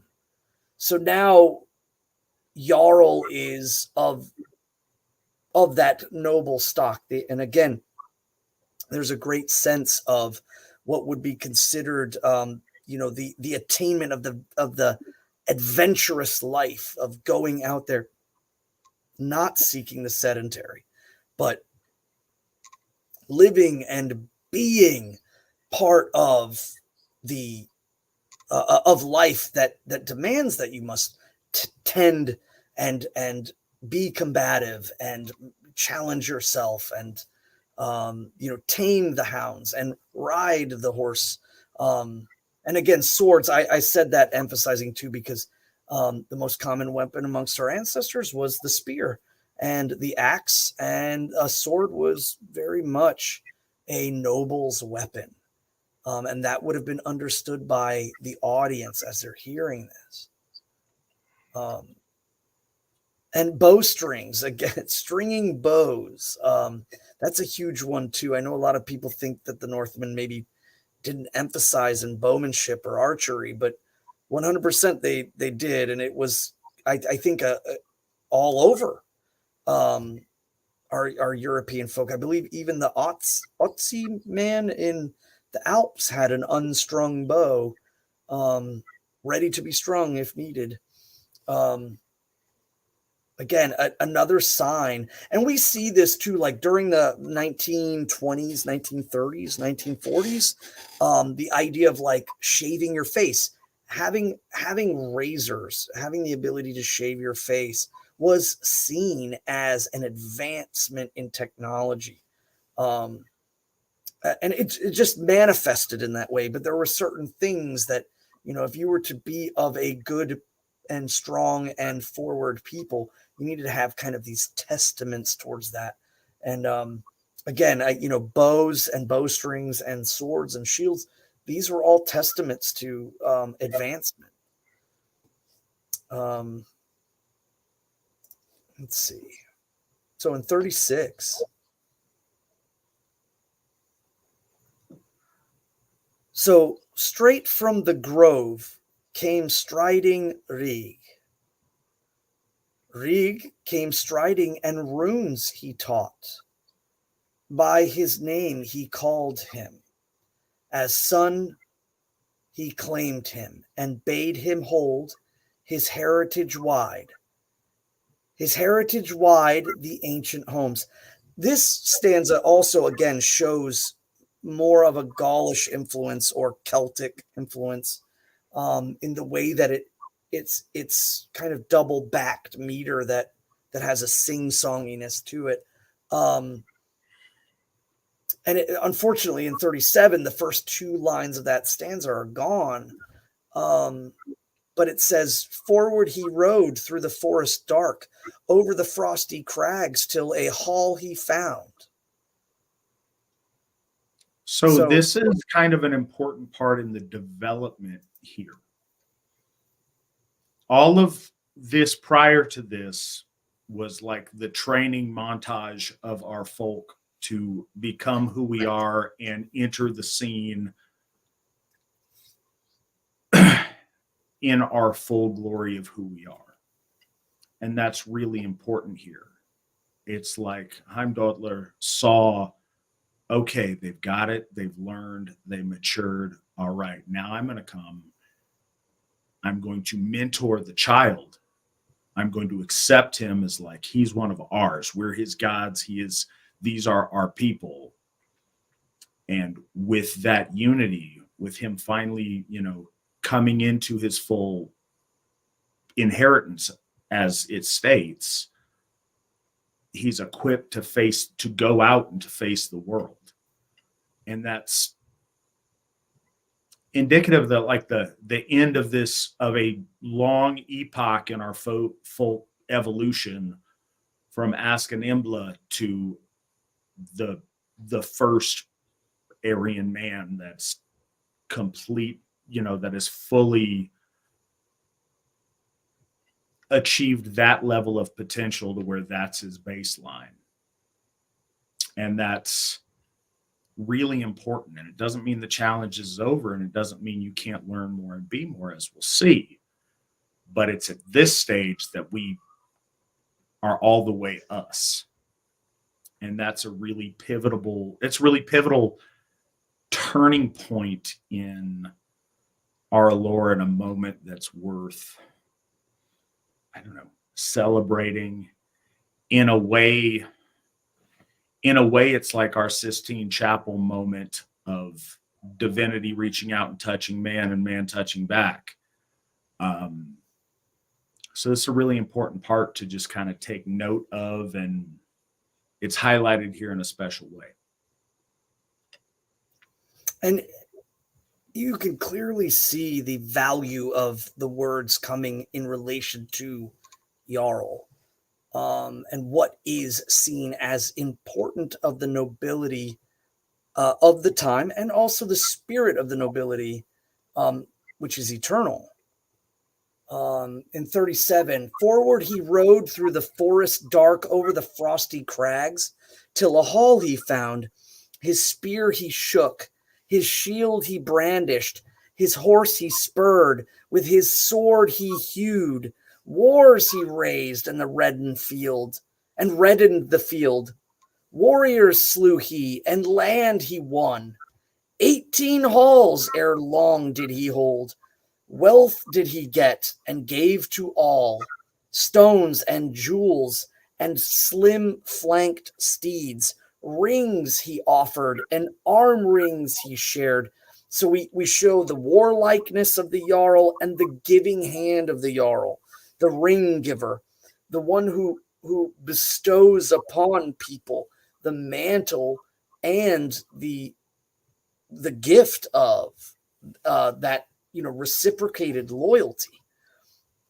So there's so much being poetically laid out.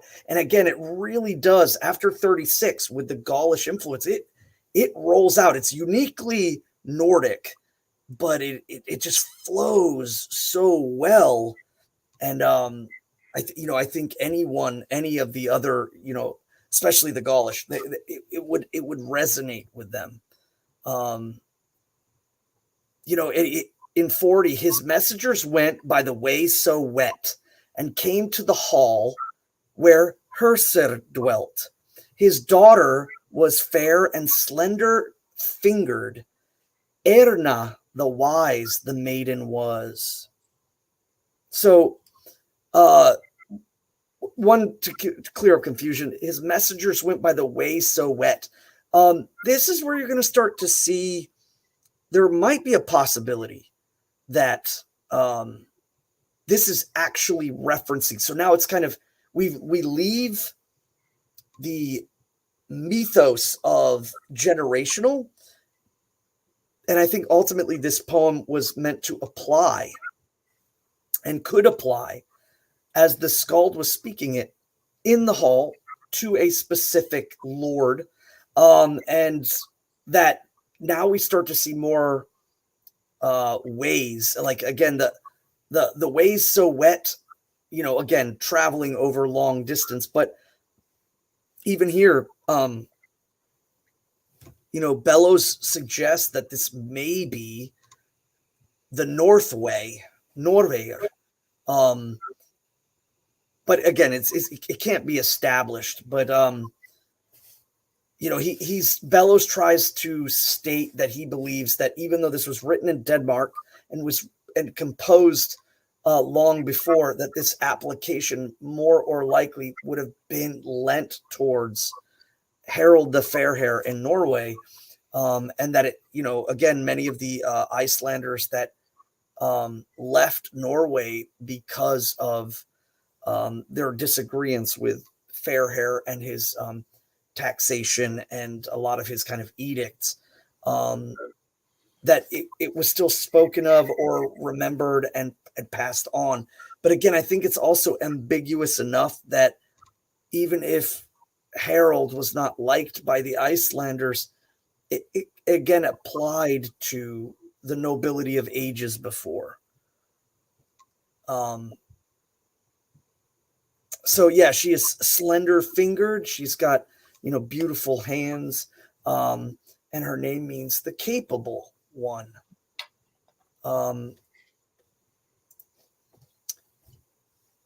Her hand they sought, and home they brought her.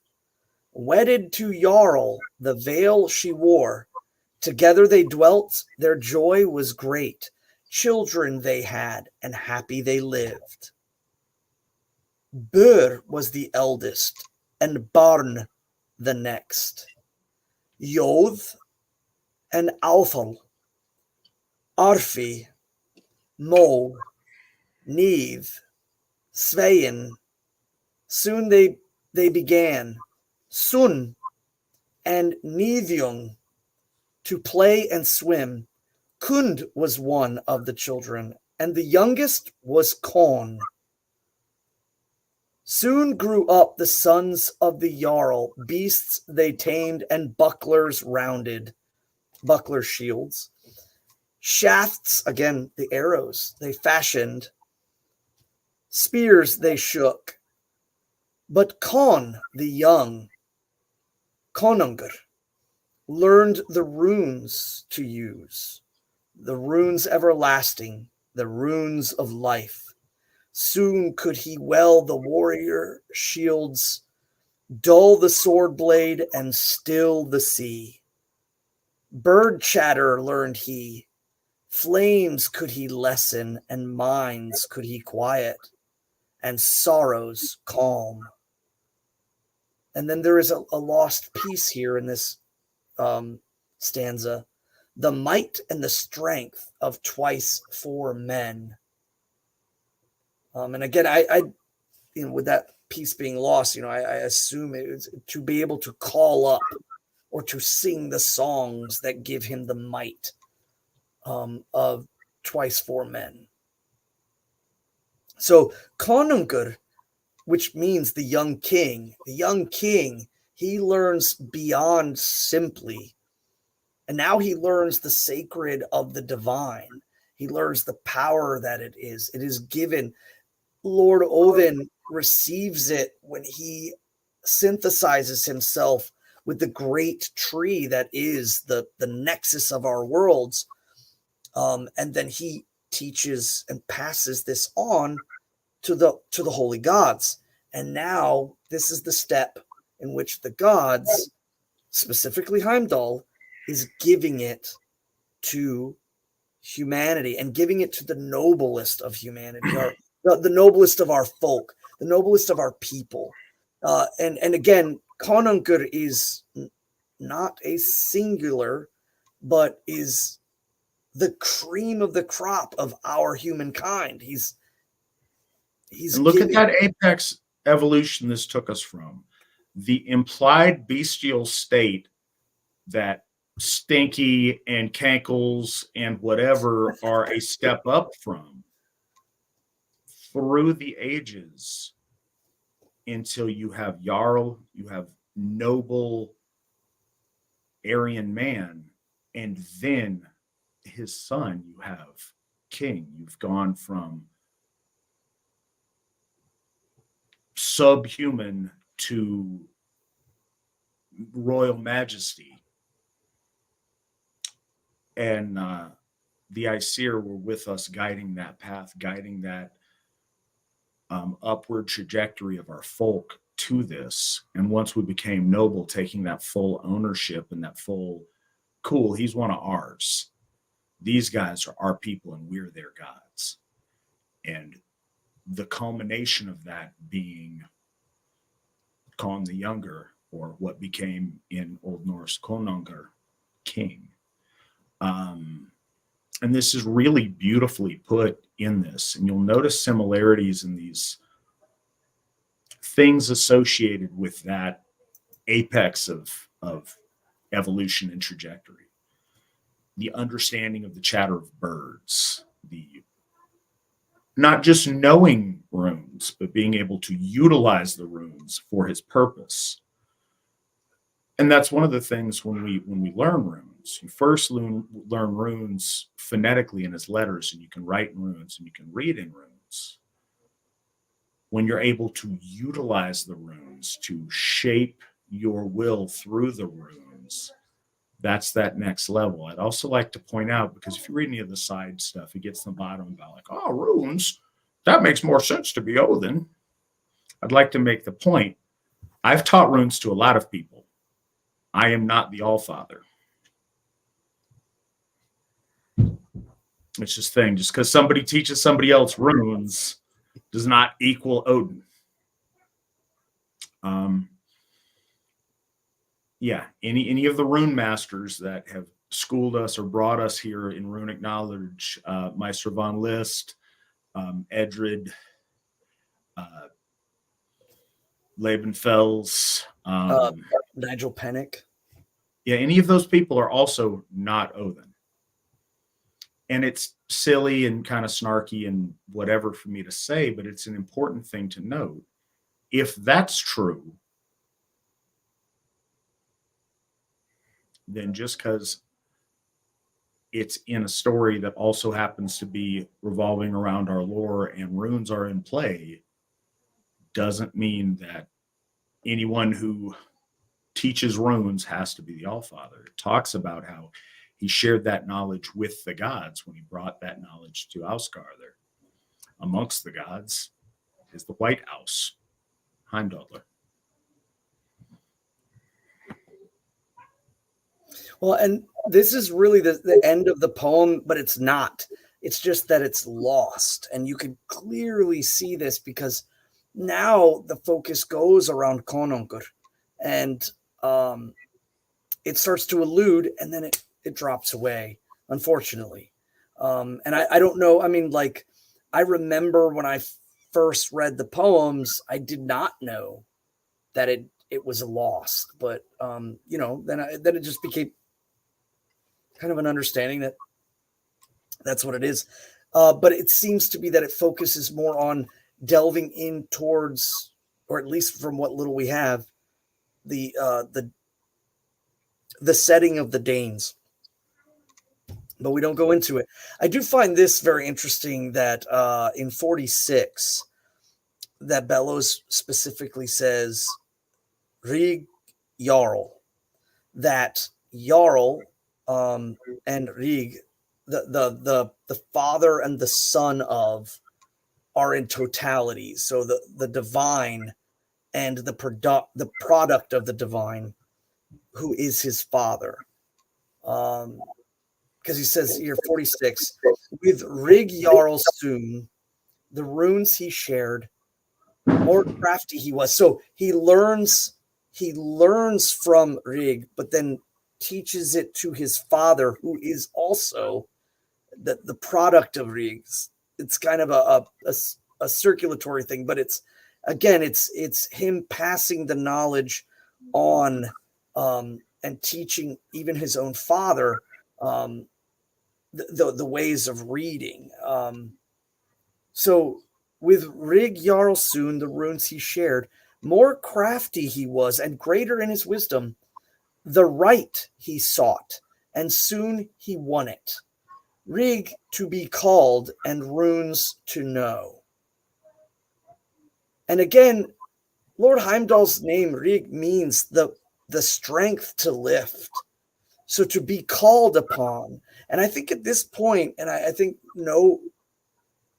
I can not think of any other god that best fit the duty of piety and the duty of faith than Lord Heimdall.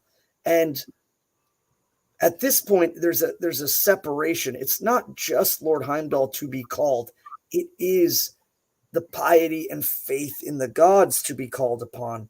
This is recognition of the gifting. So, it is good to call upon the gods and to know the runes. And in 47, young Con rode forth through the forest grove, shafts, arrows he let loose, and birds he lured. There spake a crow on a bough that sat. Why lurest thou, Con, the birds to come? So he's riding through the forest now, and see, it starts to shift into a story. He's going hunting, he's hunting birds, and he uses his runic magic to speak to the birds, and he speaks to a crow.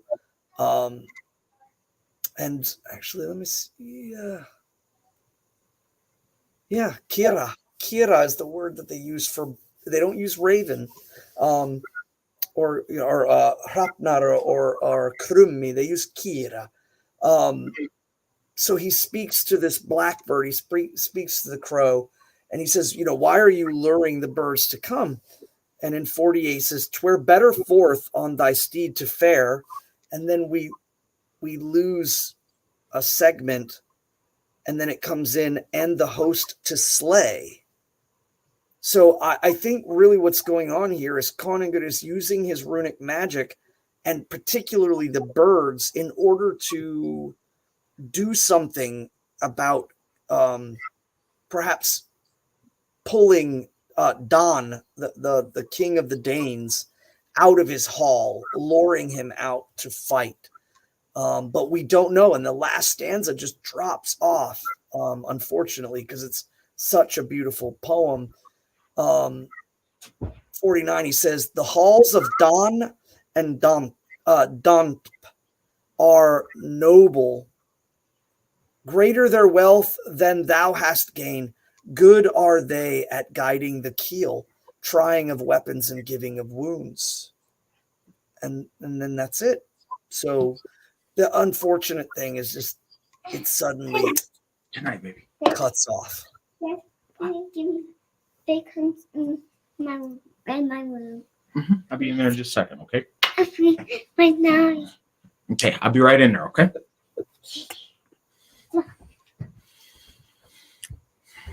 So as you may have just become aware, I'm going to take a break here in just a second and tuck my daughter in. But this is a... Oh, wait, I'll run real quick and then yeah. All right. Make it happen. So this is a really important poem. This bit of our lore is talked about a lot, but I think a lot of the finer points of it are overlooked for some of the, for some other things. I know it's been useful to me just in the last few years to reread and digest some of the parts of it that are particularly special and particularly meaningful. So I hope you guys have found tonight's show on it useful. We've got some questions. We got some questions built up. We got some questions built up, and we will definitely get to those. So first one, and we're going to go out of order because I'm going to hand the real first one to Svan. I think he'll cover it really well, and I'll go tuck my daughter in during that. But one thing from Gothi East, as things stand now, which Hof will be the first dedicated outside of the United States? I don't know, because it would be irresponsible at this time to dedicate a Hof outside the United States. We have scattered membership outside of the United States, but we don't have that cohesion somewhere to facilitate that and make that a responsible thing for us to do. So before we can do that, we need folk in other parts of the world to build the build the community and the leaders in the area to warrant a Hoff being there, being entrusted there, because that's kind of a big deal. So we will absolutely one day have Hoffs outside of the United States, but that, as it is right now, none of that's really on the radar. As far as forecasting, the current international destination that is, our most active or most well suited is in Sweden. But again, we're not there yet to where it would be appropriate to put a Hoff there. Even if we had, large sums of money, that wouldn't be on the horizon of stuff to do. There's places that would be much more reasonable to put a Hoff with our current membership activity. And as we progress and as things grow, I'm very hopeful to see some of our folk that don't live in the United States come home to the Asatru Folk Assembly and make those communities happen. And I'm very excited to see that. And I know that it will one day, but that day is not today, unfortunately. So Svan, the real first question, and this came in even before I got into the chat room, so before the show even started, from Heathen Man, hail all and good evening. Quick lore question. What is the ultimate fate of Hodor? Is he referenced being in hell with Balder? Does Frigg mourn for him? I believe you've discussed it in past episodes that Vali came to slay Hodor to maintain balance. Balder, the light, was slain, therefore Hodor, the dark, must as well. Is that correct? If so, when Balder returns from hell, does Hodor also return to the Council of the Gods to once again maintain the balance? Or is he forever considered an enemy/outcast once he even inadvertently became a kinslayer? So I know that you know the deets on this, so if you could lay this out for folks, and I will be back in just a second. So one of the big things to consider with this question is, yes, Haldur is seen as the twin or the paralleling to Lord Balder. And he technically is not the kinslayer. I would argue that the true point of this is the hand was not filled with malice, but that the balance had to be made from a law standpoint. The one that does the killing must in turn be smited as well. But on a mythic level, it's very clear. Haldur and Baldur are of the same. They're of they share of the same source. They come from their mother, who the blessed earth and the soul and the feminine of the folk, and they cannot be separated. So the story in and of itself is clearly just emphasizing that they can't be. So Baldur is slain out of trickery, and the malice comes from the kinslayer, the actual kinslayer, who slays his blood brother's son. So Laufeyson slays his blood brother's son. But to manage this, and of course, naturally, they are twins. Haldur is slain, and they join together. And then Nanna joins after.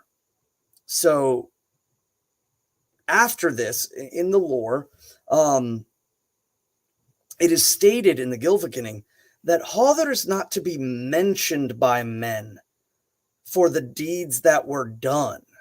So that lends to a couple of things. He's not listed amongst the Aus of the gods, the male or the gods versus the goddesses. He's not mentioned simply because he is not given that sense of honor because of the deed. But it is also not mentioned that he did it in malice. It's like the inevitable and unfortunate event. However, afterwards, when he rises with Baldur, there are many key components that happen. I see, like, Snorri didn't write this in the lore, but he says that Magni and Mothi of Thor carry the hammer, and of course it is known that he also had the rod, the iron rod, Gridavold. So, I've always kind of saw that as like the reasoning of the two of them, each having those kind of sacred weapons.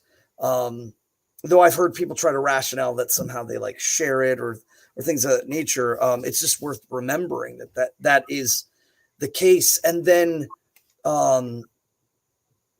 Vidar and Vauli picks up the runes, the tines of his father, but so does Balder and Hother return, and they complete the cycle. None of the soul being of our gods and or of any of the great powerful beings, when they die, they don't simply go away. We spoke about that with Ymir and Nidogr, with Bor and Bestla, and the wind-torn eagle and the hawk, with Ad Umla and Ratatosk.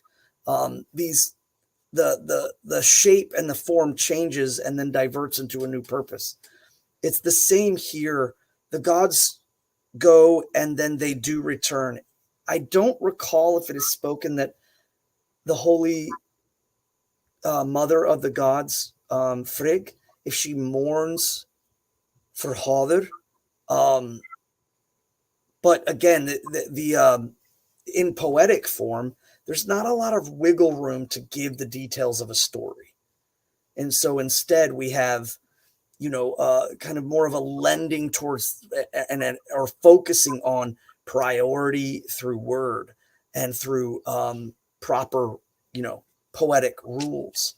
So it's just from a overall standpoint, yes, he returns and he joins with the generational after with the gods.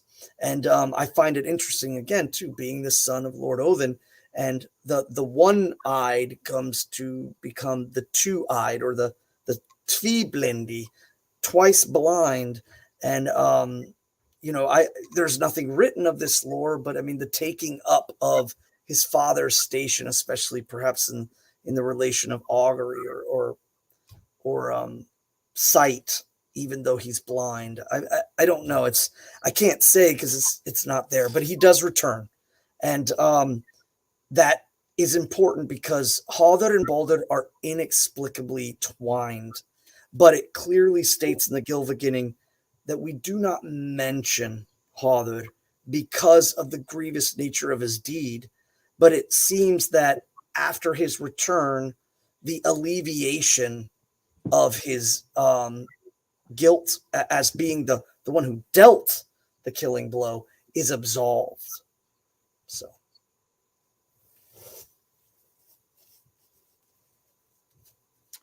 All right. So brings us to Vril the Barbarian asks, would studying the customs and manners of the Northmen help to understand the poems like in other religions? If so, what would be a good resource? Yes, with an asterisk. So that's one of these things. These poems were written down in the form that we have them and expressed with the imagery they currently have for a particular geography and technological phase that our people found ourselves in during that time that made sense. To fully get the deeper meanings of the poems, I think linguistically is really important, which comes on to other questions that I saw in the chat that I don't necessarily see in the question list. That's why we're trying very hard to continuously learn more and more Old Norse to understand some of these things. because the names mean a lot. The linguistics is huge, and it really affects understanding and concepts.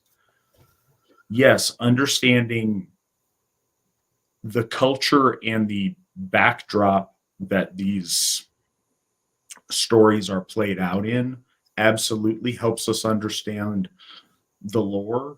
And in this case, with most of our lore, understanding Viking Age Scandinavia helps a lot.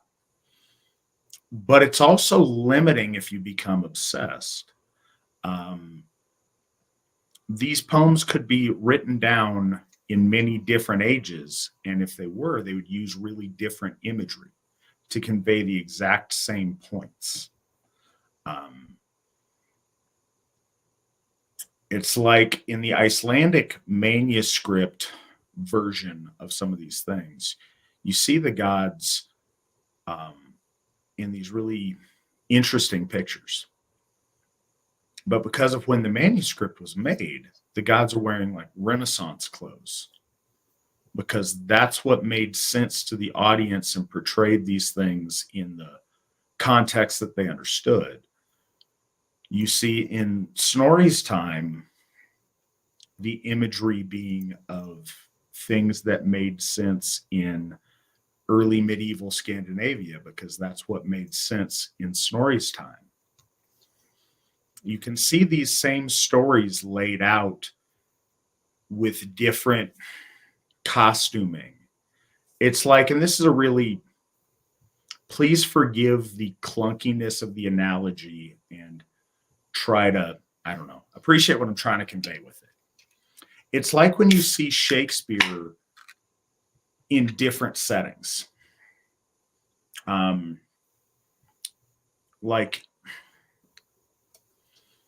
Like the Leonardo DiCaprio Romeo and Juliet was good, but they're like Glocks and stuff had rapier written on it. Like it was really, it's silly in a way, but it makes sense in what I'm suggesting.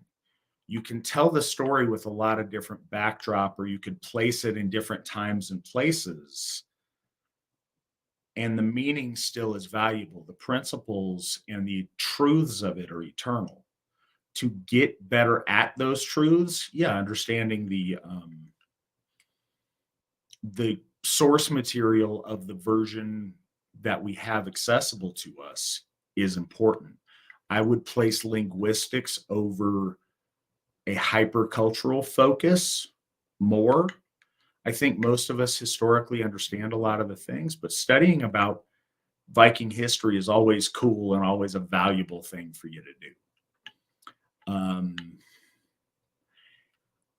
As to what resources, I think there's a lot of different things to choose from depending on what you're focused on. If you're focused on like customs, I think Culture of the Teutons helps you. It gets you there. It's not quite Viking per se, though a lot of it is. I think if your focus is on material culture, it's really different. And I think that's important too, because it's what we talk about. The TV show where they're all gross and they're wearing like ashes and like nasty pelts for no reason, and everything's black, and they're like these crazy demonic things with chicken bones all over them and stuff. They're like the Papa Shango Vikings or whatever, is kind of silly. Understanding their actual material culture with their jewelry and their heavy emphasis on grooming and their brightly colored garments and things and their technological adeptness, I think that helps a lot to get a sober understanding of it. And there's a lot of resources on that. So yeah, that's what I've got. Svan, what do you have to add on this? You're muted, Svan. I said, dang it. It's like, I knew it. There's one go-to that I would absolutely suggest. I don't know. Some people might be familiar, but maybe they're not. It's a pretty old website called Viking Answer Lady. If you're looking for short blurbs and FAQ, it's pretty well researched. And I was quite surprised because one of the questions that came up there was about the grievances of same-sex like relations, and she tried to buffer it and add some padding, but the reality of what she had to report was clearly there. There was no great love for that kind of behavior at all, and the fact that she did try to buffer it, but she didn't leave any of it out. She told the truth, and she gave examples, and she showed sections where it explained where clearly that kind of behavior was not looked well upon. That was the moment where I was like, wow, okay, I think this website, just as a quick go-to, is probably, I would say pretty good. There's not a lot of agenda over fact. And that, she covers everything from life on the ship to, basics of religious tidings, and but the referencing is great, from clothing to, again, social issues like the rejection of homosexuality in the culture. There was a lot of cool stuff in this website. So if you're like need something right now, that would be the first place I would say to go. But yeah, as Alcirgo said, it's important. Like, culture of the Teutons is where that comes from. The Nordic folk are from the Germanic Central, and a lot of that, grew. One beget the other. Three other books I would recommend. One is called Women in the Viking Age. It's kind of a dry book, but it does explain a lot about the nuances of marriage and unifying families and clans, expectations of wives and their value that they brought to the farmstead, and the loss that you felt when you lost a female family member, because the jobs were so gender specific. Women did build the clothing, brewed the mead, cooked the food, and kept the house and the hall in check, and did it often in multiples. There was not just one, but perhaps multiple women doing this. The other is The Road to Hell. I would recommend that book because of burial significance and pyre significance, and understanding that our ancestors have moved through different burial desires that they have. So The Road to Hell is a good one. And then I think to The Mead Hall, because it specifically focuses, even though it's more on the Anglo-Saxon, again, they source from the center and then they go out. And it, the Mead Hall spoken about in Beowulf is in Denmark, but is understood by Saxons as much as it would be by Swedes. And that's a unique kind of social area that I recommend anyone to look into, just to kind of get a better understanding of cultural hierarchy and the way things function in these, groups. But Viking Answer Lady is like, if you need something now and you just want to poke around and look at some stuff, that's the one to go to right out the gate. It's a good starting point. I haven't thought about that, though, in over a decade. I know, it's super old. It's an old school reference. I find myself on there quite often, though. Are you also often on MySpace? I got my own profile. Listening to your CDs. Yep. You got to come down and Listen to listen your to my tapes till they playlist. bust. Your old man self. So this is an interesting question. For those people that are consistently ugly generationally, are they descended from Thrall per se, or were they just not blessed with good looks? So Svan, what's your take on this? Because I have thoughts on this that I'd like. Well, to I would firstly say, remember, we got to hold true to the understanding that Thrall is not a person. It's a generation. Can we descend? Can we go up and then recede? Absolutely. I think that the ultimate point of the story is you look forward, you look upward, but that doesn't lay out the idea that could you fall back? And yes, you absolutely can. We know that there are people out there attempting to make us return to thraldom. And you should resist that and be noble and be better and grow stronger. And, as far as looks and things of that nature, I think ultimately there are some pretty long-standing objective beauty within our folk, but other things shift. Looking at women from the 1920s to women of the Victorian age, they're of men having beards and men having mustaches or shaved faces, or whether or not in classical French, they're wearing heels to get that height because it matters so much. And again, we're kind of heading towards that where height is such a huge factor.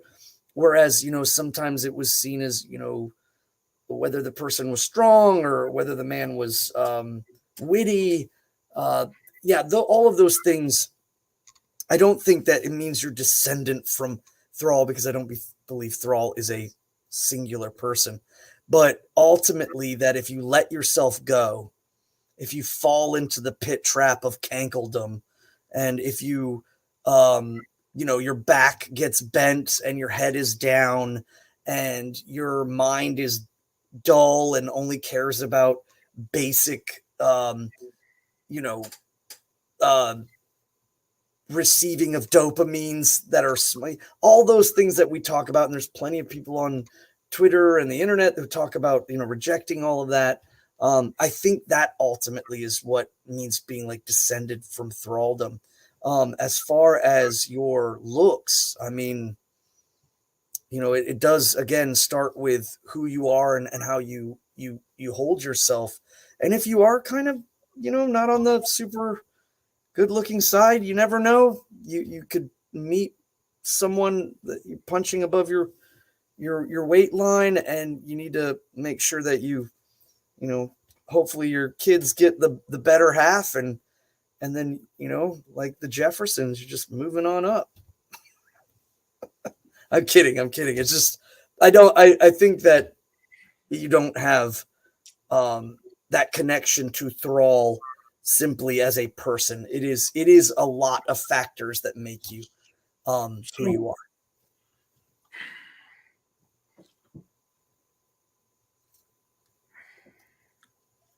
We do very much, though, have a concept. Part of our soul complex is the leak, or the body.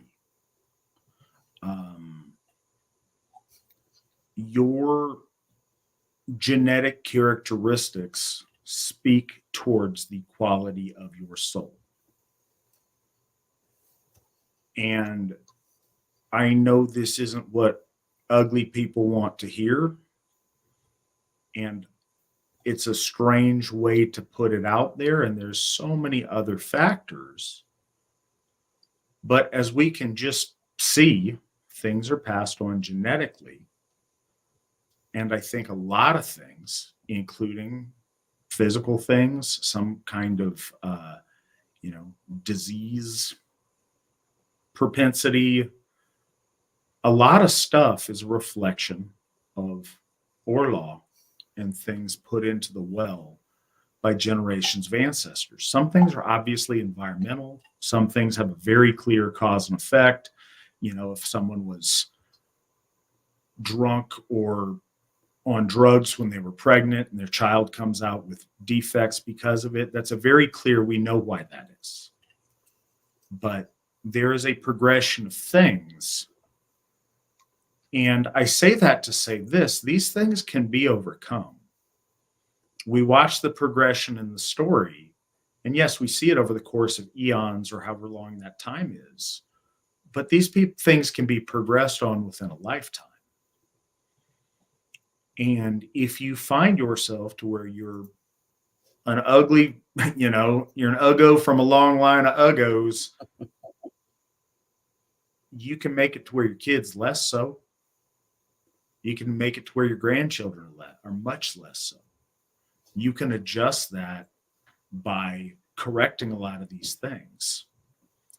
Honestly, a lot of things scientifically, you can correct a lot of things as far as, taking care of your health, taking care of your situation and your health during pregnancies and during things, but also by improving your hamenya, your descendants come into the world with a different orlaw and less hurdles to accomplishing the things that they'd like.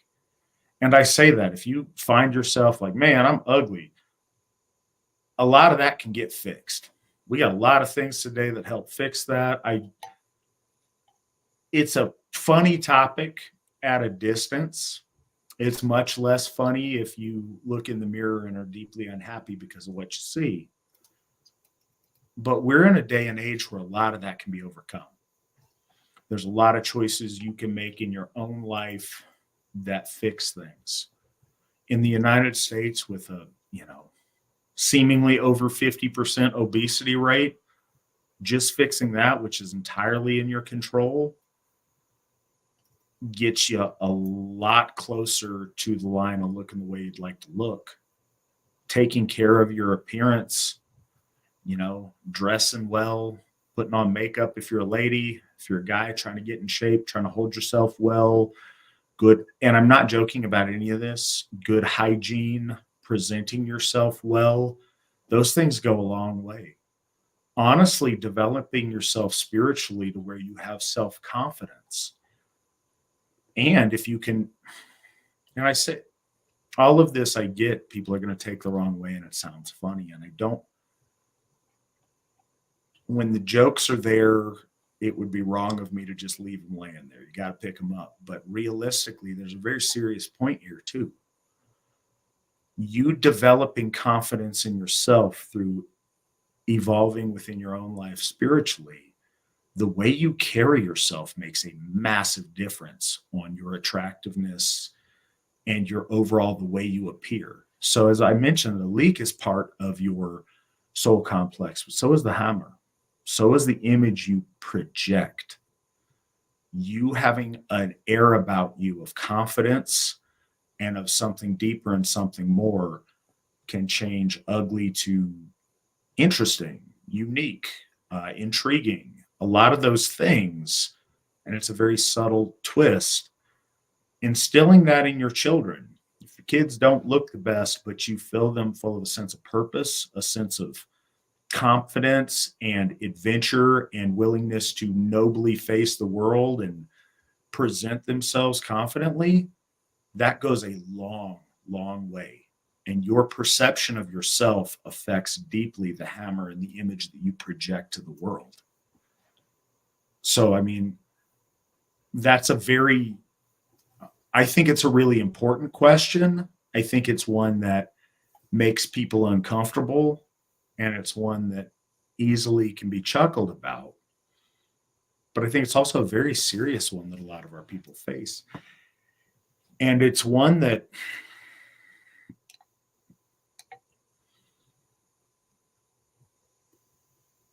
I think that it plays into in a bigger way, and this may seem like a big stretch on the question, so forgive me for taking a little bit of indulgence here, but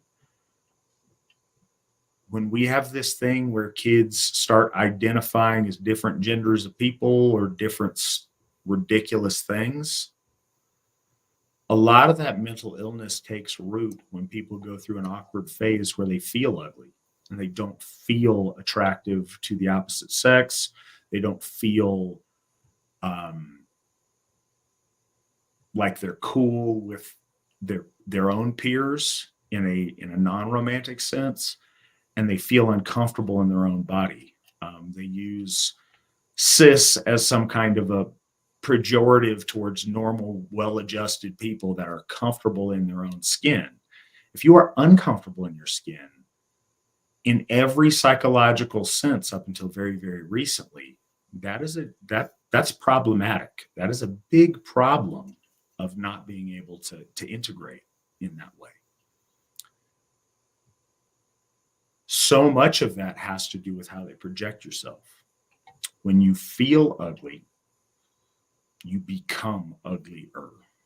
You sit around, you eat your feelings, you get mopey, you don't care for your appearance, and you devolve visually. When you're confident and you're healthy and you pursue excellence, no matter where you start, you end up better looking than when you started. And it's really, really important. And I know that this, please, if you're listening to this and you find this silly, I ask that you give it another listen and another thought, because I think it's very important.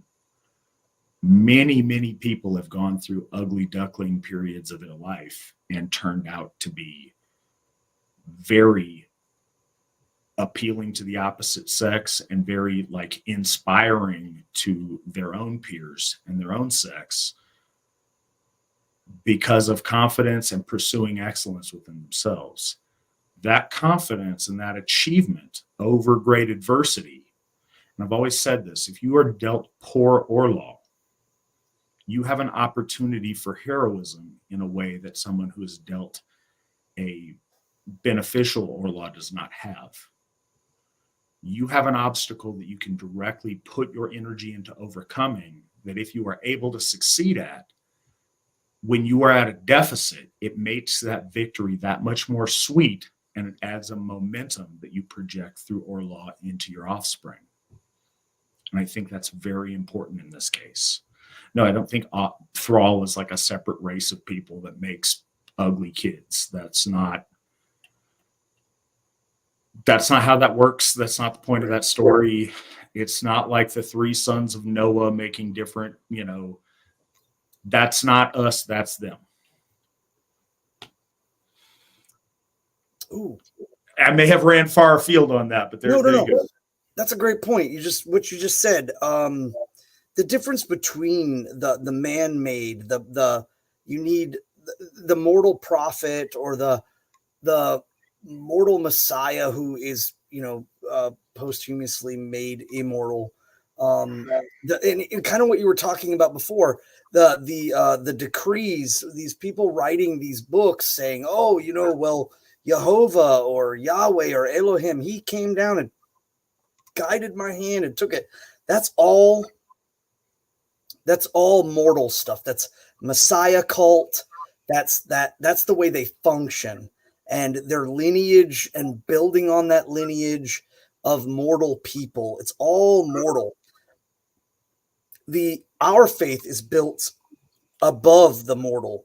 The mortal is entwined with the immortal, and we can attempt to achieve and to build towards immortality with our gods, but it's not given if we just grovel, and nor is it, none of it's functioned the same way. So like what you just said is in this story perfect encapsulates it. It is the greater sense of humanity, not an actual human.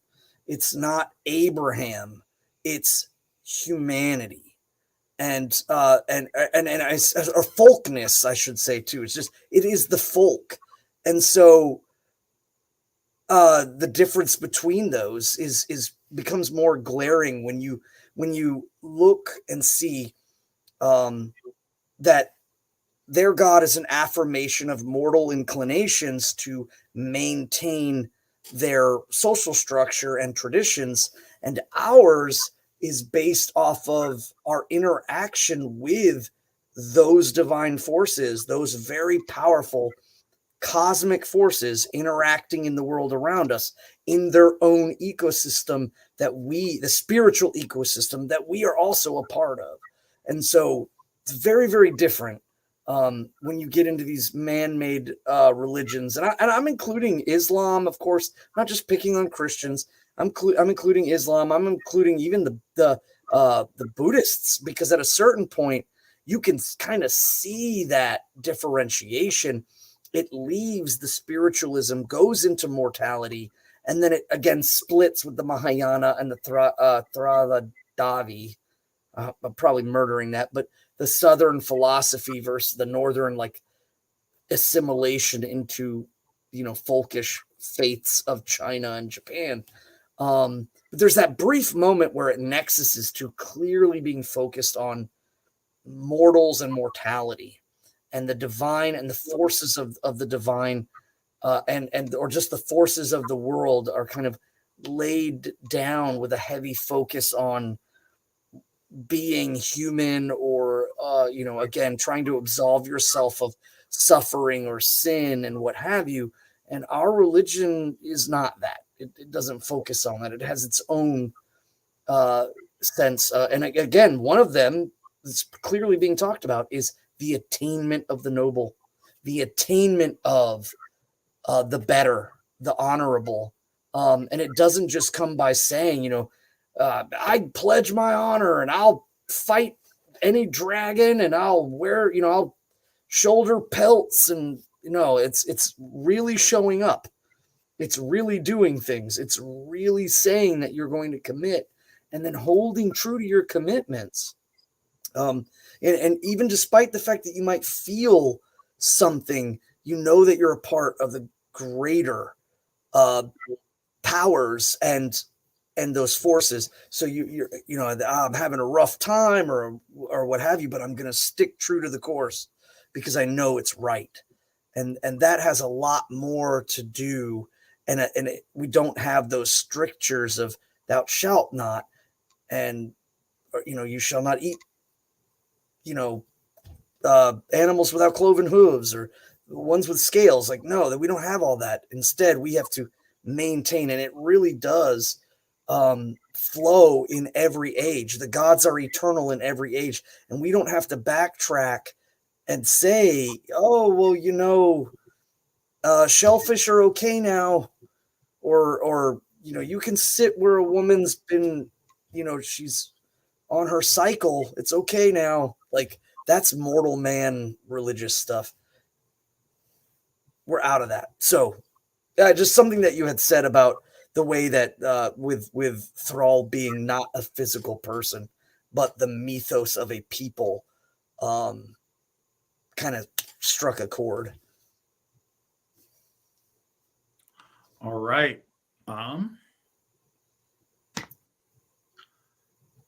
So as I mentioned, a week from today, we will be on talking with our folk builders who've been heading up hurricane relief efforts. Looking forward to that episode. I think it will be a powerful one for our folk.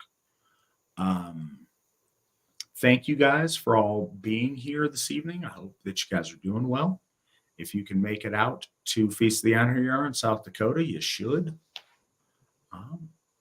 Thank you. This is really important. So I'm glad we're able to cover it. Svan, thank you for being here as always. And thank you for having me. Bid you all good night, and I will see you next week. Until then, hail the Aesir, hail the folk, hail the AFA, and remember, victory never sleeps. Good night, everyone.